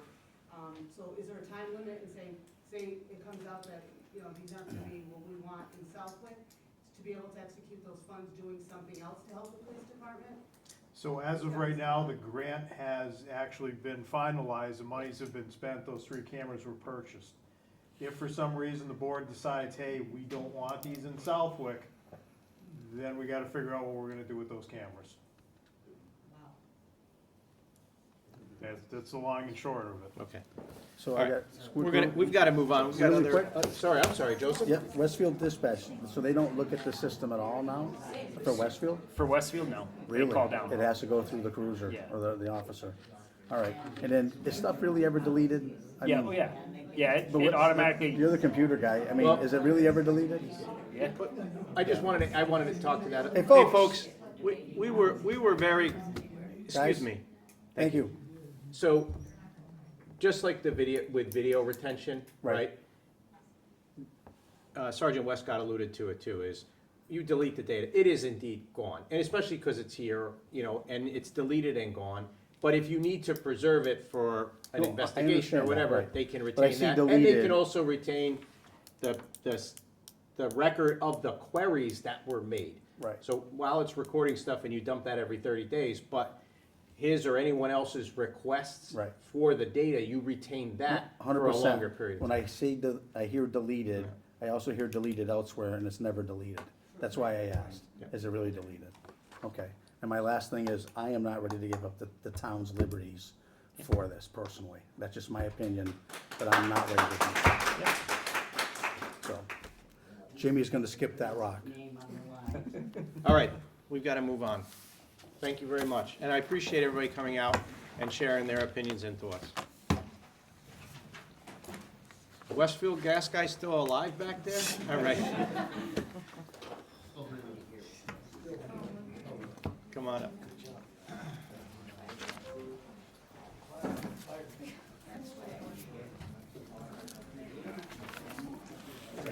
Okay, an earlier draft of this was sent to everyone, and there was a couple of minor edits from town council that were incorporated in, and Andrew and their solicitor, that's what it is, right?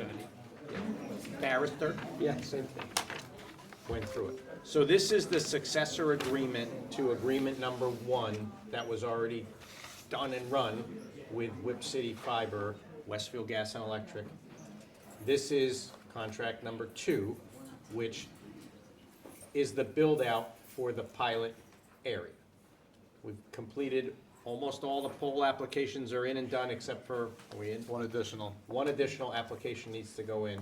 But this contract is for the construction and implementation of the pilot area that this board voted to send, to put to form to contract When was some that months voted? ago. Months ago.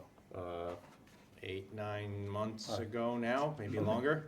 So Prior you to- guys voted for it? Yes, All right. prior. Prior to your election Yep, to this board. absolutely. And it does not include the hut that we talked about for the surveying. That's not constructed in this phase of the project. That would be at a subsequent phase. We don't need it for this We're, phase? we're actually gonna piggyback off of Whip City Fiber's infrastructure in Westfield at Stanley Park. Yeah, we're gonna install Is there a camera Southwick's- there that we can see this, or no? We have Just a a license. But, we're gonna install Southwick's equipment And Stanley in Park? our Stanley Park. Correct, lot. yes. And So then- we can Wonderful. always take it out of there and bring it into Southwick Yep. when the time's right. Great. And Thank you for so that. there, and it was a compromise. We actually did go around the town campus looking for a good place to house this temporarily till we had a proper hut. But that is a good place once you get the lines figured out and everything Yeah, well, else. that's why we're Yeah. doing the design, but by putting it at Stanley Park, when the day comes that we cut over to our equipment, there will be an outage of Yep. limited duration, but there will be an outage throughout the town for Whip City Fiber while they physically move this stuff from Stanley Park to our hut. At 2 AM to 4 AM or something. Probably, Right. yeah. Yeah. And that hut is in the budget. We don't need any more existing money. The monies that were This, approved at this town is meeting. all, the hut is not in this Okay. contract. The All right. hut, it would be in a future contract depending on the outcome of the trial. This Gotcha. contract encompasses monies that that we already have, Yep. or that are already authorized to Authorized. borrow under the $3 million that was authorized at a town meeting 2 or 3 years ago now. Yes. Correct. Okay. And the remainder of the monies that we had left over From from ARPA. ARPA and everything Yeah. else. How long is it gonna take? As soon as the make-ready is done, we can start our construction phase, and it should be probably done within a year. Right now, we're doing, in West Springfield this year, we're doing 10 FSAs, fiber service areas. So that's 10 areas of 250 homes or more. Gotcha. So a year to be done, so 6 months before the first house, maybe? Typically, yeah, we'd say probably within 6 months, it'd be, all 3 FSAs would probably be delivered. Right. Yeah. Have the rates been set and all that? The rates are set, the rates for Whip City are in here, and we would need to set our rate, but our rate was already discussed at being $90 a month for residential. Right. And we had some preliminary commercial rates, but as we get a little closer, there's not a lot of commercial properties in this first few FSAs, but there Yeah. are a couple. And there are some that are larger that would just be a separate negotiation. Oh, you don't just say it's $79 a Yeah. month or $400 a month. You need to, Sit down, it's a custom. yeah. But this does get over to the schools, it does get over to the library, and then along Powder Mill Road. So Wally Park, Yes. or to the front of it anyways, Yeah, right? you've got on-lot cost there, because Yeah. it's a ways back, but yes, you do get to, you will go It goes past by Wally it. Park, yep. Wonderful. The goal with the test area is, I call it the woods, the fern woods, the birch woods. Absolutely. Those woods because of the density. Yep. Except Fred's house, we're skipping that one completely. But the proof will be in the pudding. Kidding, Fred's getting it, don't worry, no. If you can't get those numbers to work, we're done. Well, It's that that's right, simple. we gotta show that we can demonstrate the take rate, that every other city in town that Yeah. that has a competitive incumbent Have done has it. been able to do, They but have. we have to prove it, that the Southwick people will also take it at that rate, No, understood. to prove it out. Yep. Okay. Thank you. Thank you. Well, we need to vote. Yeah. So this, we need a motion to, and this is actually an IMA, because they are a governmental agency and so are we. So this is actually an intergovernmental agreement between the town of Southwick and the city of Westfield Gas and Electric Light Department. So the only deal And we our have is penalty. nobody from your sewer department can ever work for your cable side. That's correct. That's correct. I think that's in there. We've seen what happened. Yeah. I already told all of their bosses the same thing. Nicely. No, not nicely at all. Yeah.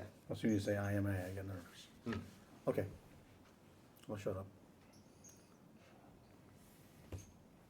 These two gentlemen are here to answer any questions You that guys you may do- or may not have. I think those were the questions for the public, right? How much is it gonna cost? When's it gonna start? The money's already been approved, so we're not running back to town meeting, there shouldn't be any uproars over anything. It's what it is. You're doing the right section of town. It's the most dense area to do. I think you checked all the boxes. Tried. Yeah. Long time coming.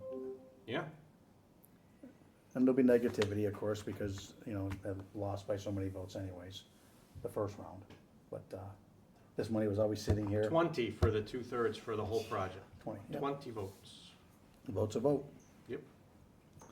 But it would, and to be fair, it was 20 votes for the borrowing authorization for Correct. all the money. Yeah. The correlation was that the majority of the town was in favor of the project, just not 2/3 that you needed to borrow that much money. Correct. Doug Mogen's opinion, this project's gonna get a lot more expensive as you build it out further, because we're 2 years further down the road, and look at the costs of what we've seen in this business over the last few years. It has not come down, it's gone the wrong No, way. but that's a whole other animal. Who knows if you're gonna do a build out in 2 years? This may work, and the town may say, oh, that's great, if you live in that neighborhood, Yeah, right. you have a second option. You totally Oh, have. well, Yep. and that's the end of it. They're covered, we're covered, Right. and it moves on. You can't, future's the future. No, I get it, I know it, I just think from a mission standpoint, a select board was called the Board of Selectmen back then. Yeah. Way before I ever came to town. I was probably born, was committed to installing cable TV in the entire town. It was a non-negotiable when they did that. Right. And that was a pretty smart move, because when you get west and it gets less dense, it gets expensive per subscriber. That's why we're doing Fernwood, Birchwood first. Right. That's the low-hanging fruit, right? But the people that live on the west end of town, up Granville Road or out that way, they're gonna need this service as much as anyone else. And True. so I think it's gonna be, it was important to me as a select board member and as a member of the committee to make this a project that would benefit everyone in the town of Southwick, not just a select few. understood. If Right. not, we could have just gotten probably someone like, one of those fiber companies, just come down College Highway, hit all the businesses, and the few residences along College Highway, and everyone, west of the center would be Like our gas. SOL, like gas, Yeah. like Well, some they other hit the stuff too. spots, So, yeah. anyway, I'll get off my pulpit, it's 9:00. I'd entertain a motion to execute this IGA between City of Westfield Gas and Electric Light Department and the town of Southwick, and with the select board acting as the municipal light Do you need a board. signature? Hmm? You have I believe it's all is, if I remember. Right. I have a lot of things to sign. We have, how many signatures Just are on doesn't need this? to be in the motion, that's all. Yeah, It's all of you, it is all three, yeah. So moved. all of you. I'll second that. We'll take a moment. Doug Mogul, yes. Russ Anderson, yes. Joseph Beatty, yes. Aren't you glad you stuck around?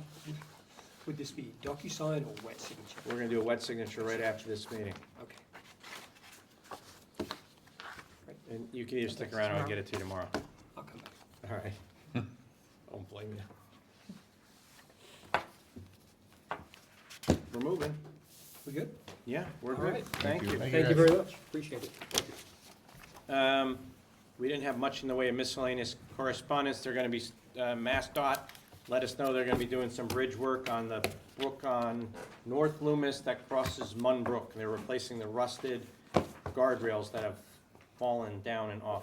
So look for shiny guardrails on, over in Munn Brook. We have no minutes for today. No.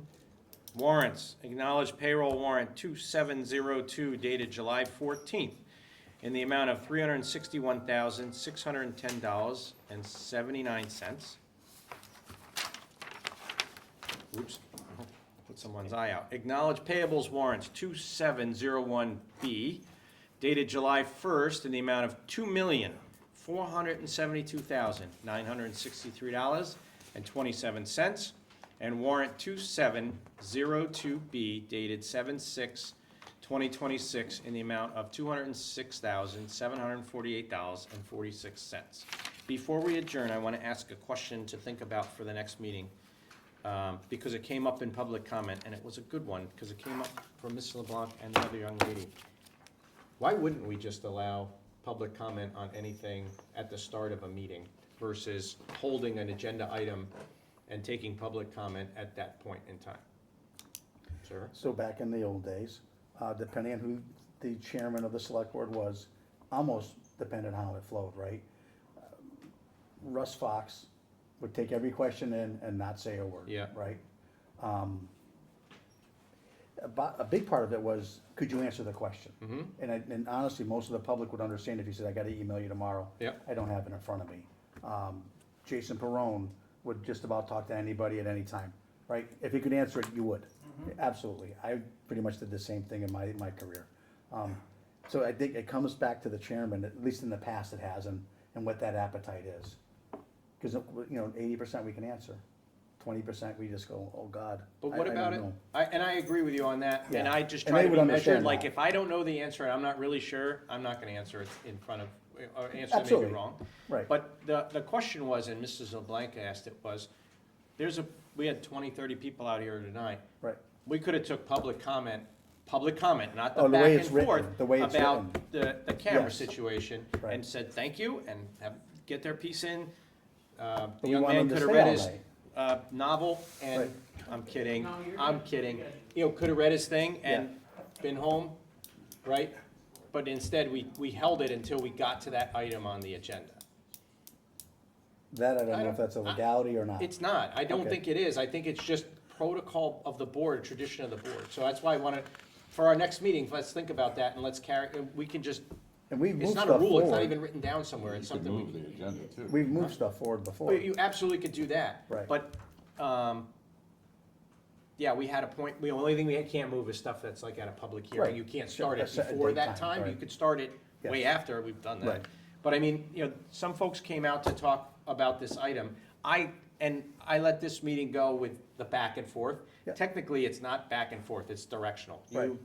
You have public comment, you address it at the board can choose to address it or not. I just think it's good government and good policy Yep.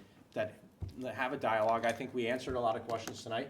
We may not have changed minds, but at least we provided more information than people had coming in, that's all. But I think, like, if someone wanted to come and make a statement about this issue at 6:02 and steamed right out of here, they could have done it, if they want, under what we're talking about now.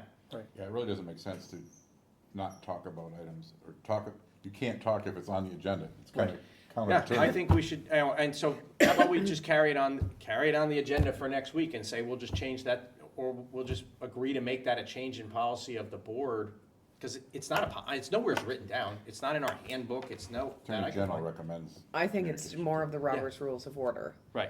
And, It's and it's public, law. and it's public comment for things that are not on the agenda that you wanna talk about. But if something is on the, you can absolutely take it. At any time. Speak if you want to during, whenever that is. You could have moved it up so they could have been here. No, but I mean, if because they someone could've wanted to left, just talk about this topic tonight and said, I'm very opposed to these things, I think. Yeah. It doesn't have to be this, it could be anything. You know, if we had dog licenses on here tonight and it was item 14, but- Yeah, I hate dog licenses, I don't think we should have dog licenses, and because it was on the agenda, we shouldn't have that public comment up front, I don't know. no, I think the young lady was public comment correct, is and this just the public fun. comment for things not on the agenda. Anything on the agenda, please wait until it's brought up. Yep. And then discuss it. And that's what we did, That's but kinda that what was the, Robert's Rules of but Order that's is, what but then- Mrs. LeBlanc and. Just open the floor for discussion. And Joe is Yeah. completely right. It's really the presiding board Yeah. and the chairman who really decide that. The time for public comment has passed. I'll talk to you after the meeting, though. How's that? It would be on this issue, though. Is that not Oh, okay. You let it go this far, Doug. Yeah, right. What the I've heck? kind of lost all control at this point Yeah. anyhow. The only thing I would suggest, and like a caveat to that, is, I mean, prime example, we had both police officers present their information, which then provided more context to what people may have wanted to suggest or say what Sure. their Yep. comment is. Absolutely. So that's the caveat. You have more facts that are presented. Fair enough. So, yeah, that's what I would. And like I said at the beginning of the meeting, under the open meeting law, there's no requirement for public comment. It's just the fact that you could sit here and watch your government do its thing. I don't think that's good business. I'd much rather have this type of meeting, and as long as we can all, do that, I'll continue to do it. So I appreciate everybody coming out, The only thing I would caution is, like, our first comment is we may need a podium and technology. Yeah. I Because now wrote you that have to down. take the minutes of the person that Yep. you're interacting with. Yep. So that could be a challenge under our current system. I think you're right, but I also think now with folks recording the meetings and us recording these meetings and posting the videos directly to YouTube, it preserves that part of it. The minutes are, Mrs. this If you person can said hear it, but- Yeah, well, I think we're trying to do better Here with isn't that. bad, but Yep. other conference rooms are pretty poor, Yep, so. all right. We have no executive session tonight? No, I have new business, though. I'm gonna come to that right All right, now. Yep. Any other new business? Mr. Anderson? Nope. Mr. Didi? Yeah, my question is, the parcel of land and the industrial road that we have spent money on to somewhat design a road to go in. Hudson Drive, you Hudson mean? Drive, thank The you. industrial park. Industrial park. Okay. So can we reach out to the landowner to find out what process happened? To see, because I don't think it's transferred yet, but yet I thought we had a heck of a dialogue going in regards to the process when we spent money, grant money, to do some design work down there. Mhm. So I'd like to know where the ball fell, because I don't know, but there's a project there sitting there that's gonna Yeah. come our way. Yep. And I don't want to be uninformed of to really that process and how that transpired, that it did or didn't go to another nonprofit. And while the select board was actually working on it to do design work for it to turn into something. Correct. So someone Very needs to well. reach out and get that information, or that history, I should say. Yep. It's a Thank good you. point. Anything else? Mr. Didi, anything else? Oh, God, no. Mrs. Signoni? Mrs.? Ms. Signoni? There's some news there. Wow. Congratulations. Congrats. No. Mrs. Parker? No, thank you. You want to make the motion to adjourn back there, or you're good? All right, I'll take a motion to adjourn. So, Second. All in favor? Aye. Aye. Thank you all. Oh, everybody.